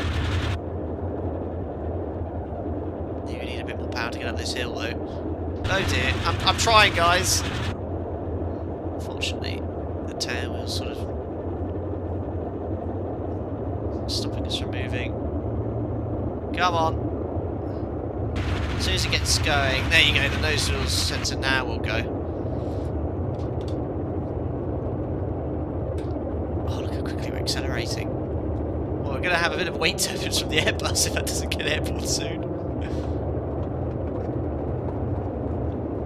There we are. And we're going to initially fly visually. We're going to go along the east coast of... Oh, brake. East coast of Catalina. We're going to go towards... is it Avalon? The capital there? Diff braking again. There's Stefan, one of the other members in his Boeing 247. This is crazy. Let's get lined up. But it is good fun. Oh, it's a butter lineup. Wow. Oh, I'll have a look about that 757 later then. I guess that's only just happened recently. There we are. Right, we're all lined up then. So we're going to take off runway 04, right turn after departure. Along the, oh, we've got a DC-6 here as well. We've got all the old boys. Look at that. I love it. There's Sonny and his DC-6. Amazing. Take off runway 04. We're going to make a right turn after departure. I'll bring up a little nav map to show you actually. I'll just bring it up for myself. There we are. So we're going to make a right turn after departure, sort of like where my test sector track is there. Fly over Avalon, and then we're just going to head directly eastbound, and then we're just going to head towards the coastline. And as someone mentioned earlier, look at that. There is one of these old radio range beacons just to the north of the airfield. We're going to tune that up, and we're going to intercept the 160 track. There's one that sort of follows the coastline really closely along here inbound San Diego. If we get time, we'll go over the airport, fly over downtown, and then we'll land in the main airport. So then, guys, Toga's in chat. We're all good to go. I'll just turn off a little nav map for you guys. Wing42 air pilots ready. Look at all this aircraft here. Let's go. Right, so temperatures, just make sure they're all good. Temperatures are fine, pressure's fine. Let's set takeoff power nice and smoothly. And we're looking for 36 inches, just right below that red arrow.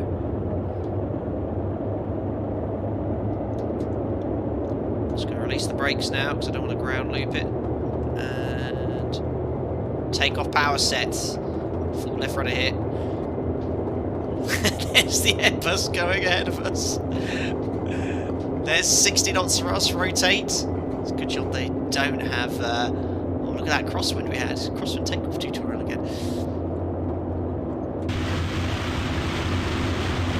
Pulse ready climb.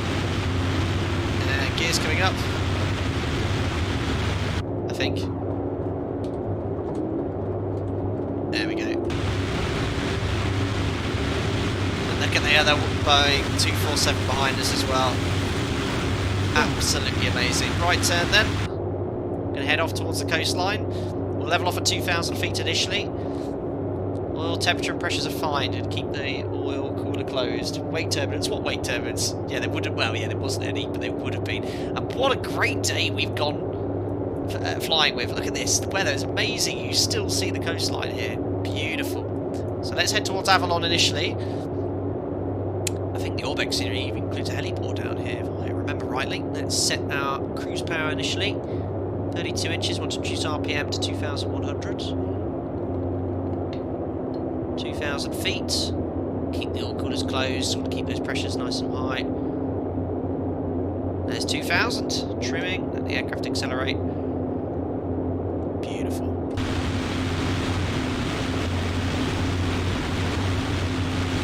I hope that any of my Boeing 247 friends don't have any engine problems.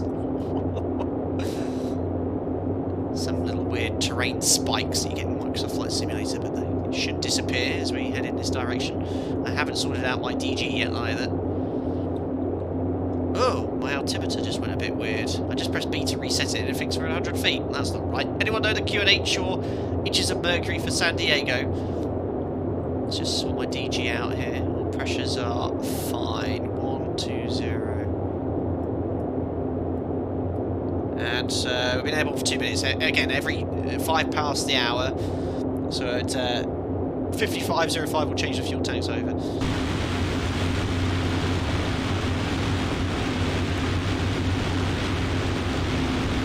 Still no fuel pressure. Oh, is that someone else in there? In your 247? Uh-oh. Anyway, here is Avalon. What's famous about Avalon? A casino?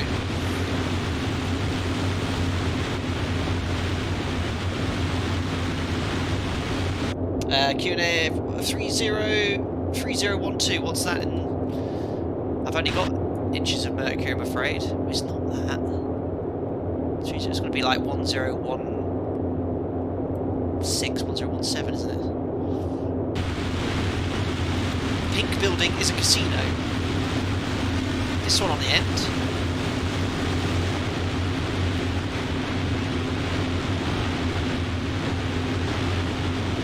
That's what you every day. I was playing a bit of catch up here, I think. To get some very close formation flying. Like cruise ships here and everything. Isn't that where they make beauty products from catalogue? Oh yeah. Love it, Liam. Brilliant. Well, we'd best put our life jackets on and see if we can head off towards California. So we're going to head directly eastbound, okay? I think we've got the correct pressure setting now. And let's just go directly east. DG should be lined up there. So there's 090. And we're going to climb to 5,000 feet as well. So mixture still fully rich. Increasing power then to 32 inches. There we are, 32 inches. Temperature, pressures are fine. Maybe pressures are getting a little bit high now, so we'll close the oil shutter slightly just to warm up that oil. Not completely. There we are, heading east. 1017, that was a good guess. 1017, 1018. There we are, that's around 1018. Look at it shaking there. Gauge is very clear. Right, better pitch up to 110.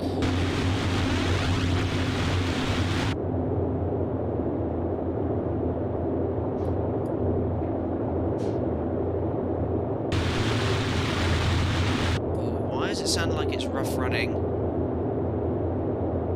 Okay, all temperatures are fine, all pressures are fine. I don't want to lean off the mixture yet, with climb power either. 247 deltas are quite far off. I will set a slightly lower cruise power setting so you guys can catch up. Eastbound, we've drifted a little bit off here to the left. Oops. And then once we get to 5,000, we'll tune up that radio range beacon.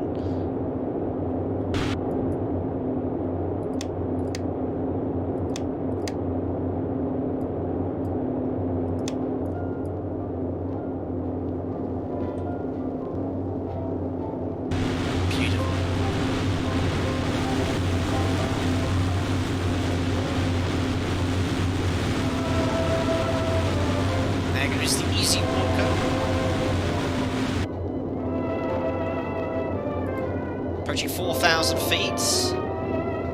Everything's looking good. Optimus Supreme, can you demonstrate the stall characteristics? Maybe, maybe not. Actually, this aircraft flies quite nicely slowly. Look at the size of the wing. It's got no flaps, but such a huge wing like this, you can handle flying approaching 60 miles an hour. Same as a 150.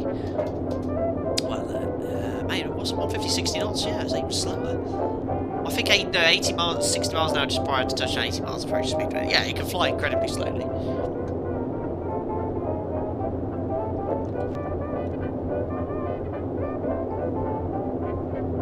I'm still climbing. More pressure again.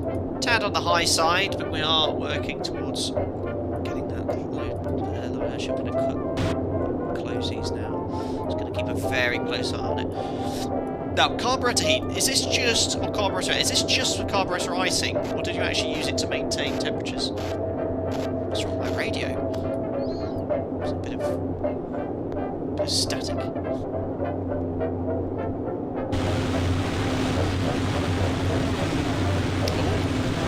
We've got another Wing42 B247 right behind us. He's ponying it as well. He's going to be right behind us. Brilliant, let's do the charts down, shall we? Absolutely. So far, so good on this sector. There's 5,000 feet. I'm going to set cruise power, it's about 29 inches. It's already there actually, as we've climbed, it's just reduced slightly. So there's 5,000 feet.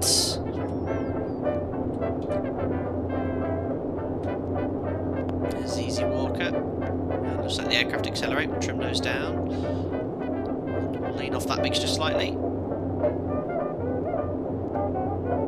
Again, the cylinder head temperatures are very low. They will increase slightly in the aircraft at the moment. Did you go with the default oil this time? Yeah, Steve, both sectors using default oil. The SAE 30, well within the range of that.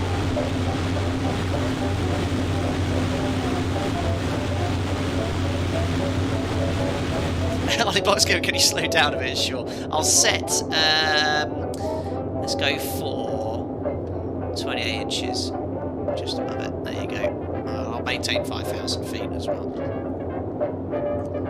It's quite hard to keep straight level here. We're heading slightly drifting northeast here. Just go back on the heading of 090.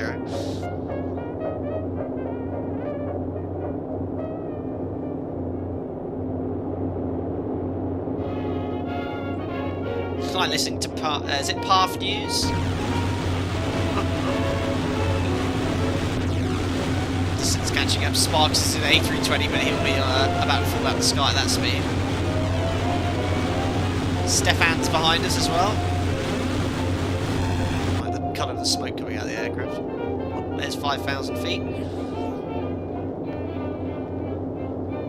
This guy, you can check the inlet temperature with the temperature probe rotary thing, third position from the left right of the carbs. Yeah, that one, isn't it? Carburetor temperature is cold, but it will probably be cold, isn't it? Venturi effect. Microfish for a silver dollar into each engine for low will be fine. Hey, that happened to a Chinese airline. A Chinese lady threw some coins into the engine for luck.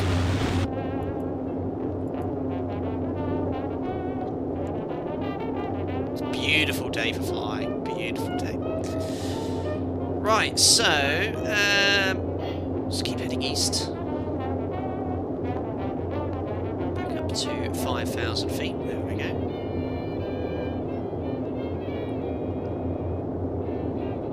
Right, we're in trim. Still wanting to climb a little bit. Just rolling slowly to the left. I might just give it a little bit of right aileron trim, so we'll just go like that. Yeah, that looks good. So, let me get a little nav map up. There it is for me. So, you can see that says the crow flies in that straight line. We're just heading east because there's this radio range beacon here, and we want to set this 160 inbound, which is like this direction. So on this course here, we get the PDF up as well, so I still hand fly to. I think I should have it up here. What page was it? 160. San Diego. There we are. So we want to intercept this one here, just put it left, right, I'm flying wings level with the rudder. We want to intercept this radial here, so that's the 1602149 magnetic. They've changed the magnetic variation based off, I think, last year or something. So that's the compass heading will fly. So we need to tune 224, and because we're in this sector here, looking at little nav map, there we are. We're in this sector here. We're going to get the alpha Morse code. We're going to wait for that solid tone, and then when we do, we'll go on a heading of 149 magnetic. We'd obviously create it for drift. We don't know what it is. Swap fuel tanks, thank you very much. So let's do that. And let's do that. Drifting all over the place here. 5,000 feet still there. And we're going to go to... let's go for a right on. Thanks, 2 tons. And Stephen. Don't forget to change your fuel tanks as well, Steve. Right, so I'm going to have to turn the radio off for a second. And we'll tune up that nav beacon, well, radio range beacon, which was 224. So, that's cursor, 224, so we'll turn that on.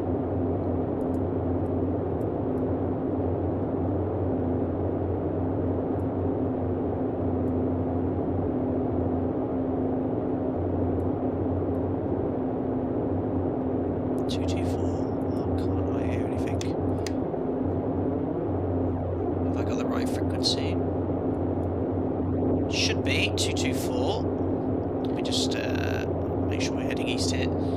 You're a Cessna for me, Ollie Box Gamer. Yeah, well, if you don't have the Wing42 Boeing 247, you won't have the model, so you'll appear as another aircraft. It's a Sparks, is it an Airbus? Look at that, another Boeing 247, nice and close. Where's Stefan? Stefan's over there. Beautiful. Climbing again. It's quite hard here. Power captain. Oh yeah, we have dropped a little bit off there. Oil pressure's fine though, as is oil temperature. Ooh,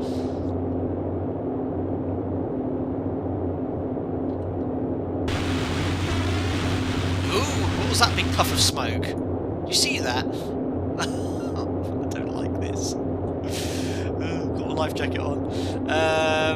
Right, why can't I hear this radio range beacon? Let me just double check I've got the right frequency. 224.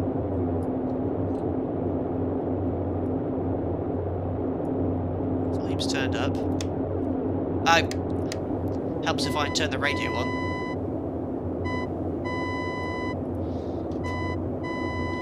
So, you can hear that Morse code, definitely an alpha. That means we're in that top left quadrant. We need to keep flying on this heading east until we intercept the 149 magnetic, and then we'll get that solid tone again, which it won't be until nearing the coastline, so we'll leave it off for now. Oh, look at that, 4,500 feet. This aircraft, it is such a high workload. It seems to, for me personally, it seems to struggle to... You trim it, and it seems to easily come out of trim and just descend very quickly. Another thing I've noticed, if you increase or decrease speed, it doesn't seem to change its pitch much. So as the aircraft slows down, it's here, it's starting to pitch nose down now. That's correct, but it seems to be very slow. Usually on an aircraft, any aircraft really, you slow down, the nose will come down. If you make no input, if you speed up, the nose will come up. Here it seems to be very sensitive. But we'll just keep an eye on Aviate, Navigate, Communicate. Still heading eastbound. Looking good. Hope it's not a fire omen. No, I hope not either. It wasn't this puff of smoke that came out of it, though, wasn't there? Outrageous.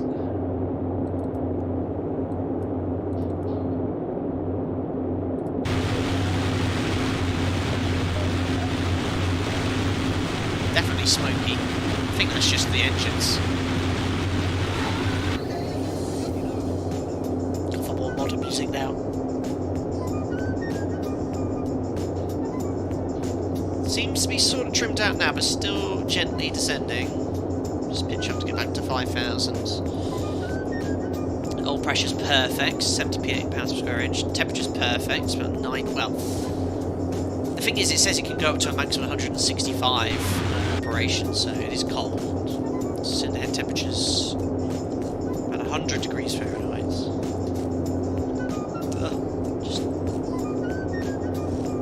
Oil pressure is dropping. Oh, is it? It It's dropping slightly. Yeah, I want to keep it higher then. So let's open it up, keep it nice and cool.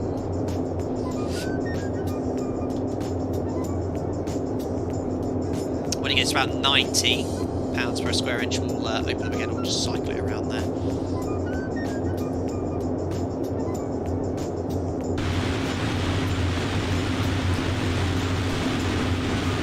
God, it's loud outside. We've got Answered Sheep, Kits 456, Stefan in a 247, Fofo 2004, Wooch, Nick Nick, Poplade, Easy Walker, Truck and Lee, Dissonance, Sunny, Sparks, RWI Alliance, Pacer, J Ward. These probably. Oh, he's in a 777. He's in that not very good 777 probably. I don't think he's in the group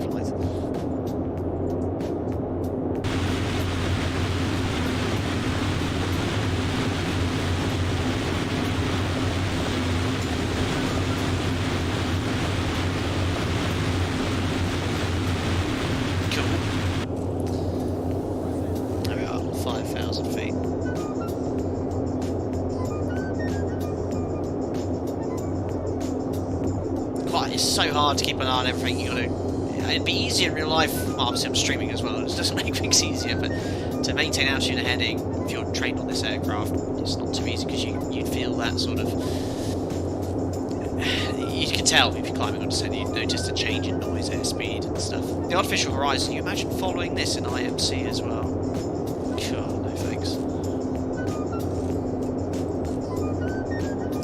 Stephen, how do you change the server on Microsoft Flight Simulator? It's on the main menu where you have your username. I think you can click a drop down arrow and then change it there. I always just use North Europe.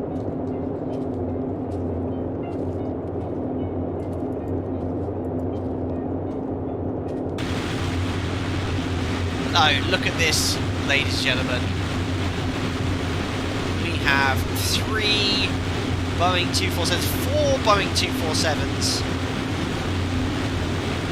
Close proximity. The Easy Walker is flying beautifully there.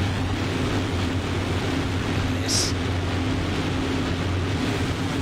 Can you imagine flying past this? Actually, can you do you know, an X-plane you can do the flyby camera, Shift 2. How do you do that in Microsoft Flight Simulator? Can you do that? Because I'd love to do a flyby, stationary, seeing all these aircraft fly past. I don't know if it can be done.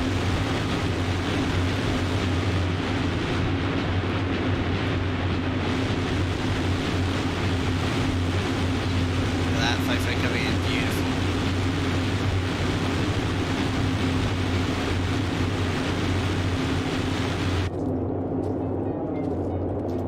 Oh, look at that. That's wicked, isn't it?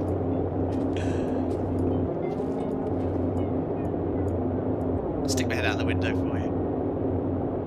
Oh, I'm descending very quickly here, I don't know. No, bang on 5,000. But I am drifting off course. You can't. Oh, that's a shame. You know, I've learned to sort of adapt to use the camera system in Microsoft Flight Simulator, but it's not as good as X-Plane's default one. There's a DC6. He's just bossing us, look. I've got more engines. Look at this. Can you imagine seeing this out the window? Oh, he's a bit too close. The radials have invaded.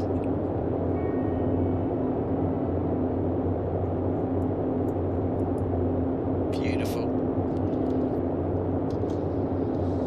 Ah, it keeps having a little bit too much aileron trim into the right now because it keeps going that direction, so should now turn a little bit more to the left.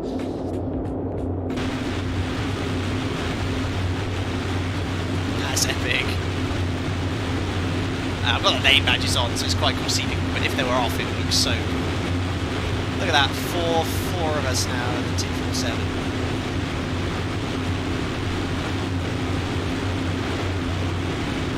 They're having no problems either. Look at that, it's the diamond formation almost.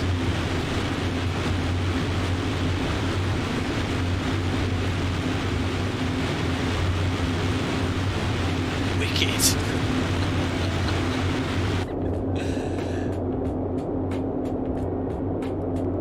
and everything's looking hunky-dory. Temperature's a bit low, pressure's getting a bit higher now, so I'll close these slightly.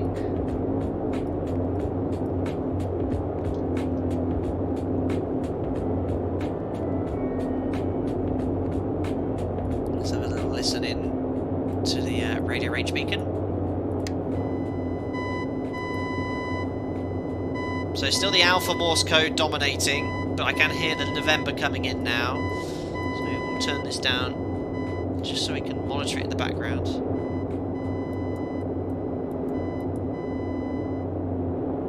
Just very quietly.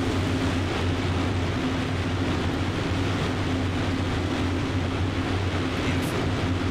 Adam Fox, sorry, Captain, forgot about your stream. No problem at all, buddy. We're still here. Having a successful flight. Just our veteran is wiggling his wings. See how long the stream's delayed. Get everyone to wiggle their wings. See how many people are watching the stream. It's probably take about 20 seconds for it to get through. Quite cool to get some wiggling wings going. The sim is very clever. It's mega. You think about it. There's DC6 wiggling. There's no delay at all.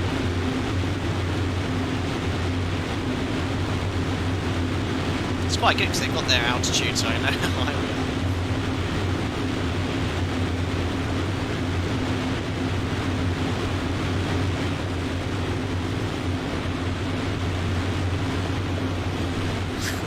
Drone camera's pretty cool. Look at the quality. You can get the high quality in the AI aircraft. Well, not AI, the other players.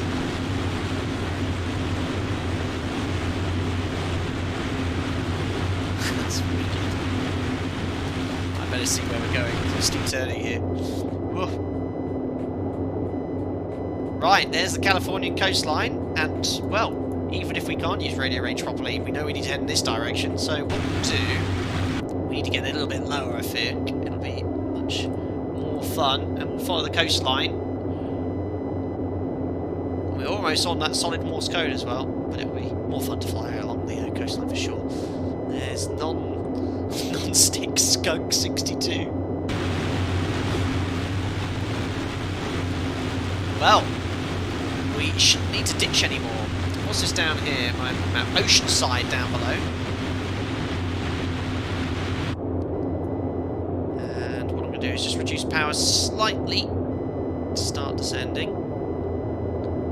I'd rather just increase the speed to 190 knots and descend 190 miles an hour. Imagine chilling on the beach and seeing that epic pack of oldies flying past. You can imagine that, hearing that. I don't know, 320. We're back to California. Well, we never left California, really. Look at the sea. There we are. I got a nice rate of descent in. And just the coastline, very fortunately, happens to be on the same bearing. There's my test sector, that's where I ditched earlier. We're inbound to this radio range beacon, and it just happens to be the same bearing as the coastline. I wonder if they actually made it that way on purpose. I should think they did. So we can sort of go on a heading of 149 magnetic to stay on that one. DC6 gone as well. ORBX game, what's our speed? Well, we've sped up a little bit in the descent here, about 180, not too far off maximum speed. Just kind of want to keep the engine running as it is. Take too much power off.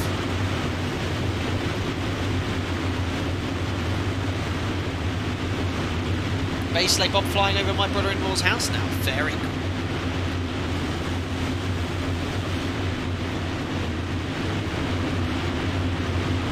That's epic. There's that DC6 again. I mean, bear in mind, this is another person flying this aircraft in real life. Do I get all the quality in the cockpit? Quite hard to drone cam here. I've got a full right on my stick. I can't get into the cockpit. That's really frustrating. It's because he's flying away from me. It's going down. Look at this. That's worth a screenshot, I think.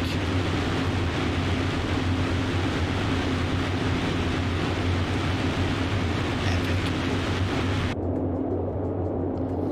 Right. Did I miss changing the tanks again? I think I did. God. Right, let's go back to left. You can follow the main highway directly to San Diego. What interstate? Is it an interstate or is it just a highway? I can see it.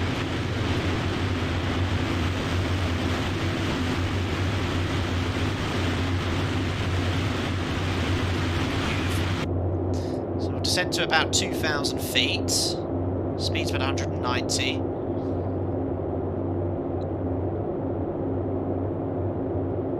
Andy, not satisfied flying his own plane, he wants to fly everyone else's.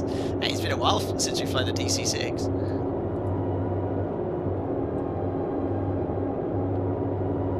A little bit fast there. Last thing I want to do is rip the wings off.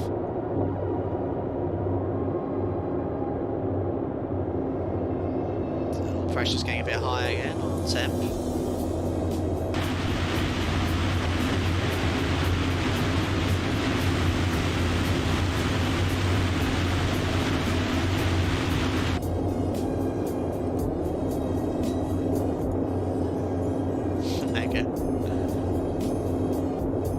Paul, does this have LPV or RMP 0.1? I don't think it has any GPS capability, I'm afraid. Well, the passengers were seeing if they were fortunate enough to be flying in a back on of these today.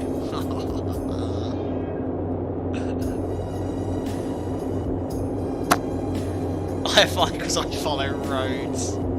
That's great. Right, approaching 2,000 feet then.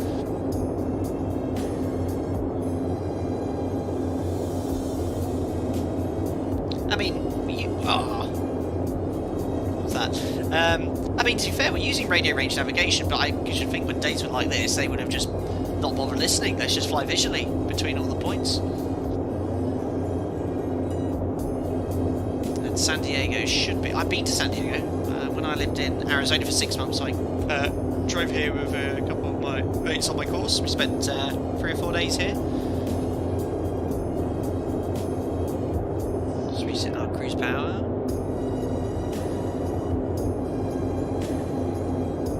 There we are, 29 inches. RPM's good as well.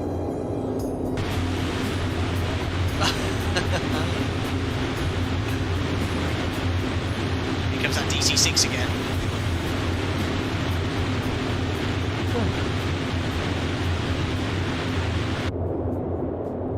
There we are.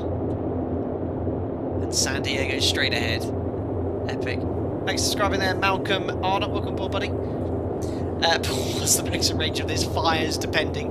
I think the endurance is 4 hours, and I think it cruises around 180 miles an hour. But I set the cruise power, the quoted cruise power in RPM, but I don't seem to ever get 180. So I'd say about 160 miles an hour, what we're doing here, about the cruise power setting. So that's what, 640 miles maximum before running out, so I'd say usable range 400 to 500 miles. That's based off the quoted figures in the manual. I've got a funny feeling it might be more, but yeah, you can fly a while.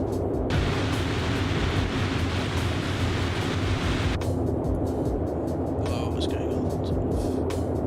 It looked like the engines are running a bit rough, but no, the temperature and pressure is absolutely fine. I think it's just the animation. Doesn't that animation look like they're sort of about to conk out? We've got nice highways to the left if we need it. There's 2,000. Thanks for your membership, Alex Vanderpass. Welcome aboard, buddy. Glad you enjoyed the content. You get invited to our members only Discord. Enjoy using the custom emojis in chat as well. Thank you very much for the direct support. Appreciate it, buddy.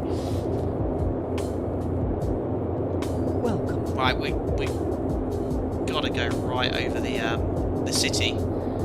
I wonder if they've got the Concorde on. Is it a Concorde here on the aircraft carrier? No, I don't know if they've got a Concorde here, but I've been on the aircraft carrier here.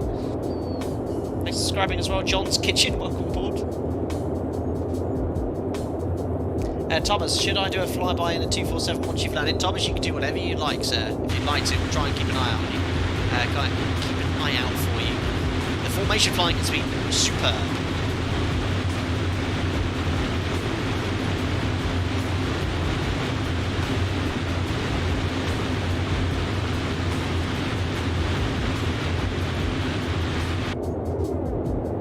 Love looking out the window.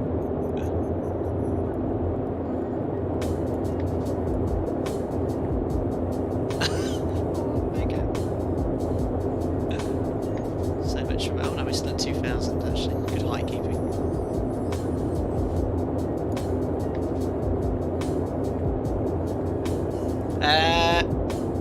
Torrey Pines famous golf course coming up. Where's that? I'll try my best to find it.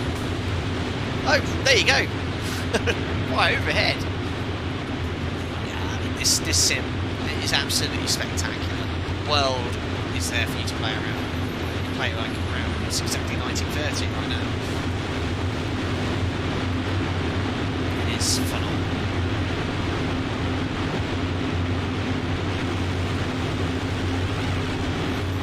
I'm so happy with my PC.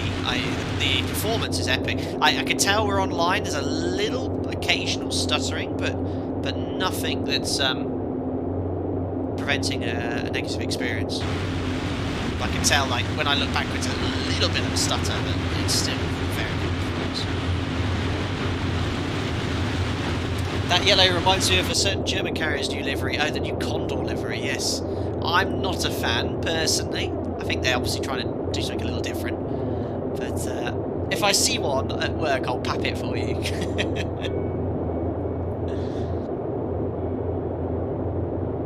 Harold, well, Wikipedia says that entering service 1933 at Boeing Air Transport 247 cross-country record of 19.5 hours, non-stop. Yeah, that surely had tanks on board though, an additional fuel tank. Surely.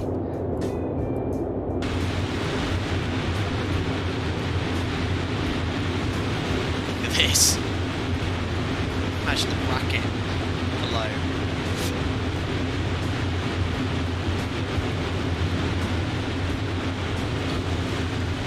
Military Air Force base up there. They're probably just logged in thinking, what on earth is going on over there? There is San Diego dead ahead. So actually, if I bring up the nav map, which you can find visually, look, there's the radio range beacon dead ahead, right in the corner of this motorway here, and then the airport's there. So we're gonna fly over the airport, go downtown, fly downtown briefly, and then we'll come back to the airport. So I just want to demonstrate what happens when you fly right over the radio range beacon. So let me just turn that off here and turn on the radio.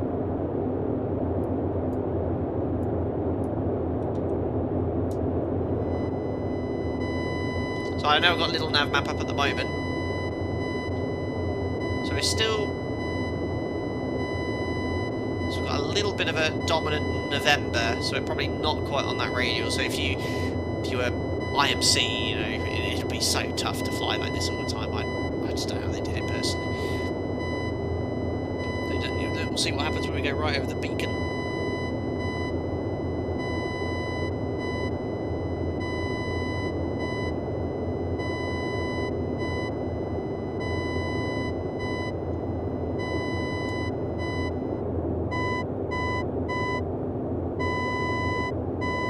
So I think after 30 seconds it sort of resets or something, but I think you get this sort of cone of confusion, so that we're going to go right over the top of it now. This little nav map thing is great. So look, see right over the top, it goes silent, look. And that's where it would have been, like,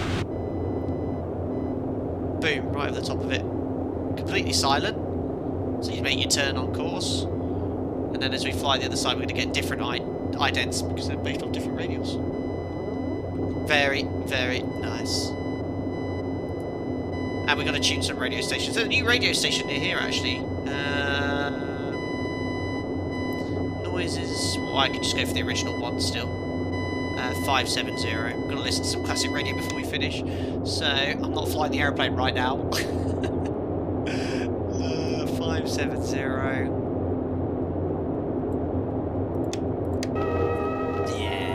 Right, just the default airport. That's where we'll be landing shortly, but we've got to go see the city.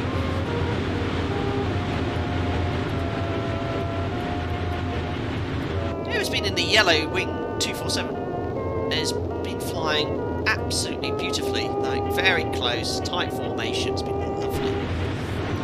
Right. Can you imagine listening to this and flying this aircraft?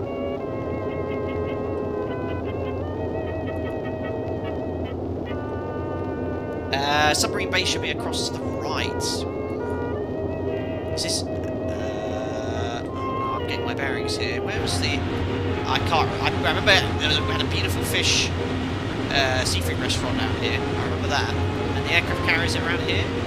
Or was it much further along? Is this the naval base here? Well, I remember crossing this bridge and we went on the beach here. That was the first ever time I went to the Pacific Ocean, was on the beach down there.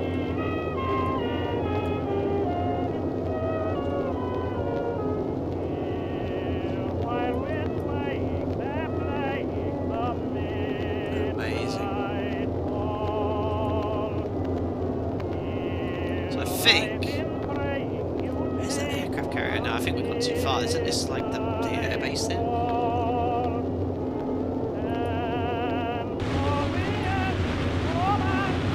Oh no, there's the aircraft carrier. I went past it.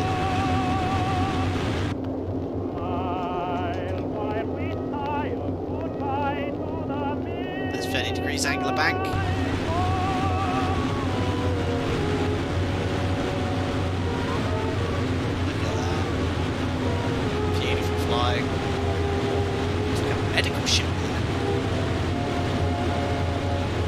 Interesting aircraft, watching with interest. Yes, thank you. Well, you can win this aircraft if you own Microsoft Flight Simulator. We'll be doing the second giveaway after landing in San Diego shortly. Look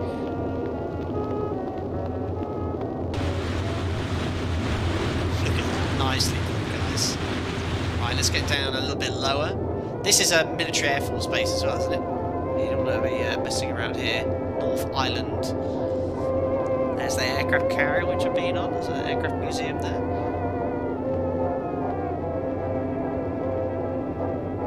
Still descending, 190 miles an hour.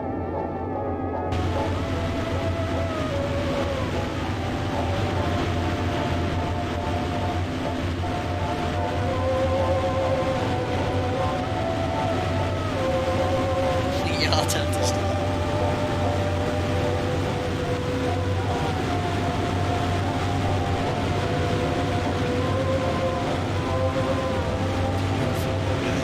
Imagine that if you're in San Diego this evening with these skyscrapers, you saw fat out the window.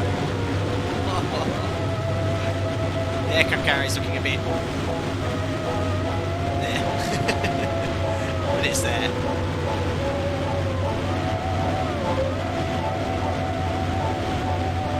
Look at this. That flying has been super.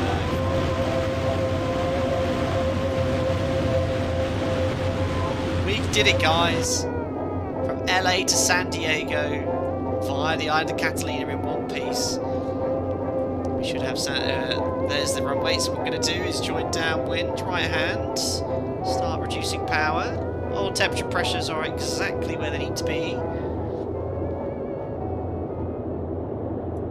And let's see if we can do a successful approach and landing. Hey, look at the detail in the sim. There's like a quarry over here. And again, oh, I forgot to switch tanks, yeah, several times. Yeah, we've been a bit all over the place there with the fuel monitoring. I mean, you do have fuel gauges, but they're quite hard to read.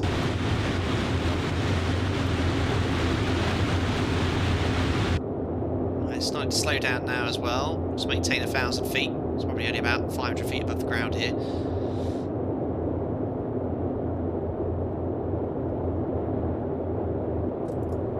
Mixture needs to be fully rich. Just going to leave everything where it is. Max RPM on the prop. Oh, guys, yeah, I had a slight stream technical issue. You should be back here. Streamlabs had a little hiccup, but should be back. Should be back. Oh, I'm way too high again. I'm going to have to do a little orbit here. Yeah, refresh your stream. Refresh your thing. Yeah, Streamlabs came up saying you've had a slight issue with the connection.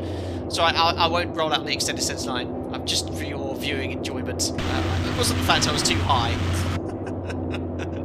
Right, disconnect. I've never had this before. Don't know why the keeps doing that, but we'll drop the landing gear now. Roll out the extended centre line for a runway. Oh, overshooting these centre lines all day. Is coming down. Yeah, my internet connection is fine. Hub's been fine the whole time, so it could be a Streamlabs issue. Anyway, rolled out the extended centre line, start bringing that speed back. A little bit low on the pappies. 3 reds. Start bringing that speed back to 80 miles an hour. Got an aircraft taking off directly towards me, maybe? Not so sure. Temperature pressures are fine. Gears down. Look at this. Go over that famous car park, which is quite well known for San Diego. Shutters cap. Oh yeah. Well, temperature pressures look fine now. If I look heads down now, I'm gonna hit something. Yeah, you don't want to come on 2 reds, 2 whites in San Diego right now. That's for sure. Approach speed's good. Tad high, maybe.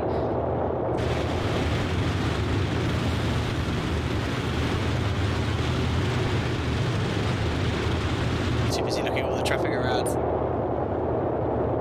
Guys, there you want to eat, and it's slow, but that's quite realistic. Love it. Keep descending.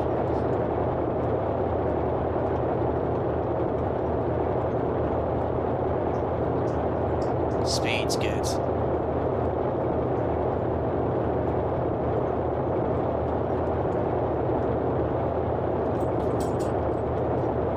Someone just bounced. In the flare. Slowly reduce power to idle. Not all the way though. Hold it off. Well, I'm going way too fast here. Should be doing about 60. Float, float, float. Float, float, float. Float, float, float. And we're down. Ladies and gentlemen, welcome to San Diego.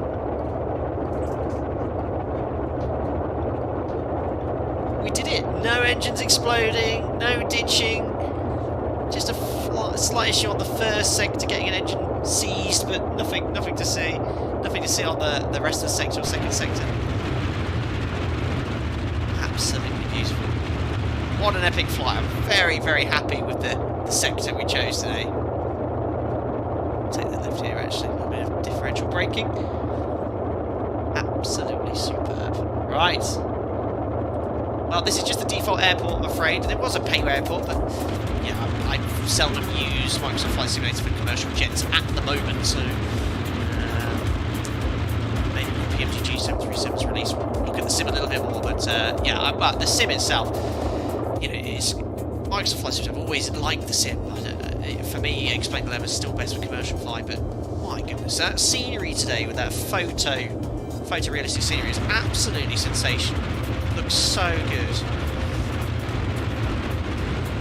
I don't know where we're parking, guys. If we could just let's go around Mark C in this Cessna 172. Perfect. Only 7 likes to get the 247. Yes, go for a like, guys. If you get over 247 likes, see what you did there. That'd be mega. Poor Mark. Let's go see Mark. We should all surround Mark. Sorry, Mark, you're not going flying today. There we are. We'll bring it to a stop here. And parking brake is set. There we are. Look at this. All temperature pressures are absolutely perfect. Nothing to see here. Brilliant. Right. Well, APU's on the bus. Parking brake set. 2 blues, 1 red. Engines dead, ladies and gentlemen. Welcome to San Diego in the Wing47. That was epic. My FPS though, rip.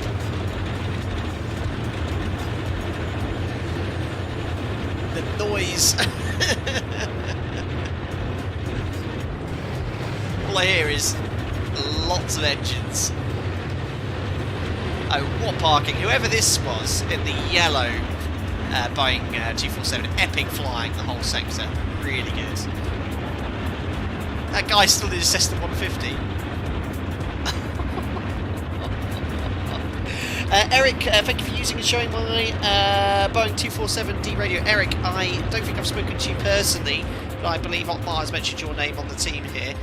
Correct me if I'm wrong, Eric, but I think you are fully responsible for modelling all of that radio range navigation and all the beacons. I mean, my scrappy knowledge of it isn't the best. I sort of briefly showed you how it works, but I saw a fantastic video on YouTube from sort of the 1935, 1940s. In fact, let me I'll get this radio, guys.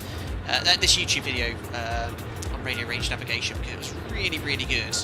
Let me just look at my history. Where did I watch this? There we go. This was shared by one of the members, Stefan. I'm just going to pop this in the chat, guys. Check this out. It's all about the radio range navigation, and it was sort of filmed for all the pilots. And I'm just going to pop this. Well, sorry for hearing my voice again. Just getting live chat. Check this video out, guys. Absolutely epic if you want to learn a little bit about radio range navigation as it was taught back in the time, 30s or 40s or whatever. Cheers, Eric. Did great. Thank you very much. Listen, 11 out of 10 would go home with my still full fire extinguisher again. Love it. Excellent. Lots of butter emojis and balloon emojis. Love it. Scotty, the classic plane is available in the UK for £14.67. Yeah, $20, guys. Buy it now before the Wing42 change their minds on the price. I know, it's crazy. I mean, they talked about this prior to release, how they're experimenting with pricing. They could have charged us 50, 60 quid easily, and they would have sold plenty, but they're trying to attract this aircraft to more people, and that's why they've set it such an incredibly generous price, which is amazing. And it'd be great if other developers would follow suit. I fully understand why others wouldn't, but maybe the experiment won't work, but I think it's a very generous thing they did there. Eric, thanks for the video link. Didn't know that one. No, it was great. It was actually shared by Stefan, one of the members. Right then, so we're going to do the second giveaway of the Boeing Wing 247. So Otmar very kindly got in contact and said we'd more than happily like to give you a copy to give away for your followers. A way of saying thanks to you guys, I've purchased a key because I got it for free, and I would have bought it anyway. I've actually purchased a key, which I'm going to do for the second giveaway now. We already had one winner, which was Michael Tizard, and we'll now roll the second one as well. So let me just set up Nightbot here in the background. Giveaway number 2. There we go. So what we got to do, remember, if you missed the first one, is enter a keyword in chat, lowercase or uppercase, it does not matter. I will ask you a simple question this time round, and if you are the winner, all you need to do is get in contact with me via social media, Facebook, Instagram or Twitter, or you can even email me at gmail.com, flightdatasim@gmail.com, and I'm simply going to ask you this question. What was the aircraft manufacturer for the 247? Who made it? Who's going backwards on the runway? Non-stick Scud 62 is backing his way out there. So, lowercase or uppercase, only type it in once because anti-spam is enabled. That means if you type it in chat more than once, you will not be eligible to win. Lowercase, uppercase, capital letters does not matter. Only put it once though. I like what this A380 with the pointy nose is doing. It's all peace now as the radio's turned off. Epic flying, guys, from everyone that joined. Thank you so much. That was wicked. And look, this is someone else. You think how much processing power is required for all this? It's all the... I mean, I know it's mirroring what's going on in my cockpit, but still it's ×2 of that. There's another one here. Oh, I love that Empire livery. Oh, there's so many. There's one the same livery here. I can hear a clunky old radial still there. I think it's Photo taxiing in. After reversing down the runway, non-stick skunk is now taking off. Is A380 doing a power back? It looked like it. I can't even remember which aircraft was mine. I think it's this one. There we go. That was wicked. Oh, look at you lot in chat. McDonnell Douglas, Cessna, Embraer. Ah yes, the rare fully double-deck 748. Excellent. We'll let it roll for another 30 minutes or so.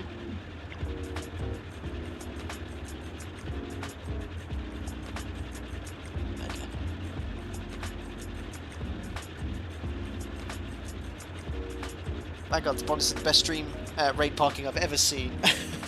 Absolutely. Hey, is that guy in his Cessna still there? No, he's logged off now. Probably got a bit scared. Like, why are all these aircraft approaching me? Brilliant. Remember, online and multiplayer fine, but VATSIM don't do stuff like this. This is just for Microsoft Flight Simulator multiplayer. Excellent, of course, the manufacturer of the 247 was Boeing. That was the correct answer in chat. Well done if you put that here. I'll now roll the giveaway to see who the winner is. So, let me go here and roll it. 3, 2, 1. The winner is Daniel Williamson. Daniel Williamson. Members are not winning any copies at the moment. What's going on? Daniel Williamson, congratulations to you. You are the winner of the giveaway. He goes, woohoo! Congratulations, buddy. Excellent. All you need to do, Daniel, is get in contact with me via social media, be it Facebook, Instagram, or Twitter. You can email me at flightdecktosim@gmail.com as well. As you see in the A380/747 flyby. And get in contact with me. I'll give you your code, which you can use, the coupon code you can use at the checkout to claim your free Boeing 247, which you can enjoy in Microsoft Flight Simulator. Excellent. Damn, my bribe to Flight Deck Sim must have bounced this month. Unbelievable, John. You can't tell people that. David, first time joining a live stream. That was fun. Thanks. You're most welcome. Glad you enjoyed it. Hope you see you on the next one. Sunny, was awesome stream. As always, thanks, Captain. You're most welcome. Right then, guys. Well, that's it. Where do I start? Well, firstly, massive thank you to Wing42. I've been working with Otmar when he released the Blériot 11 last year. Well, I contacted him and he let me fly that pre-release. He's also let me fly this pre-release as well. We've already discussed in length this epic aircraft. You know, it just lets you reenact the golden era of aviation, flying in the 1930s. It's tricky to learn, but the guidance is there. They are still fine-tuning things. Even Otmar posted in Microsoft Flight Simulator saying, yeah, guys, there's some issues we still need to address. We're still in the head temperatures, oil temperatures. We're still fine-tuning. But it's very rewarding to fly. If you learn radio range navigation, which is fully modelled, you could just reenact an incredible era of aviation. So massive thanks to Wing42. Remember, this aircraft is only $20. $20. Disgusting length about the pricing. It's epic, really. Massive thanks to my partners ORBX. As ever, they always allow me access to their sceneries. Their Hollywood Burbank and Catalina airports available for £15 as well. We had a good look at those sceneries. They're incredibly detailed, so if you fancy flying to those airports frequently, I could recommend those sceneries as well. To everyone that donated, thank you very much for your generosity. Really appreciated. To all my members, thank you very much for the continued support. I can see the A320 flashing his landing lights there. Epic. To all the regular viewers and subscribers, thank you very much for popping in. If you'd like to like the video on the way out, that would be great. If you want to subscribe to stay up to date with the latest content, that's what you need to do. Click the bell icon as well. We'll be next live. Well, I am flying this weekend every day. I will hopefully be streaming on the Airline Pilot Plays gaming channel on Saturday because we're doing a sim race in Assetto Corsa Competizione. You can go check out that channel. It's called Airline Pilot Plays. Guys, enjoy the rest of your Thursday morning, evening, afternoon, wherever you are, and I'll see you all very soon. Cheerio.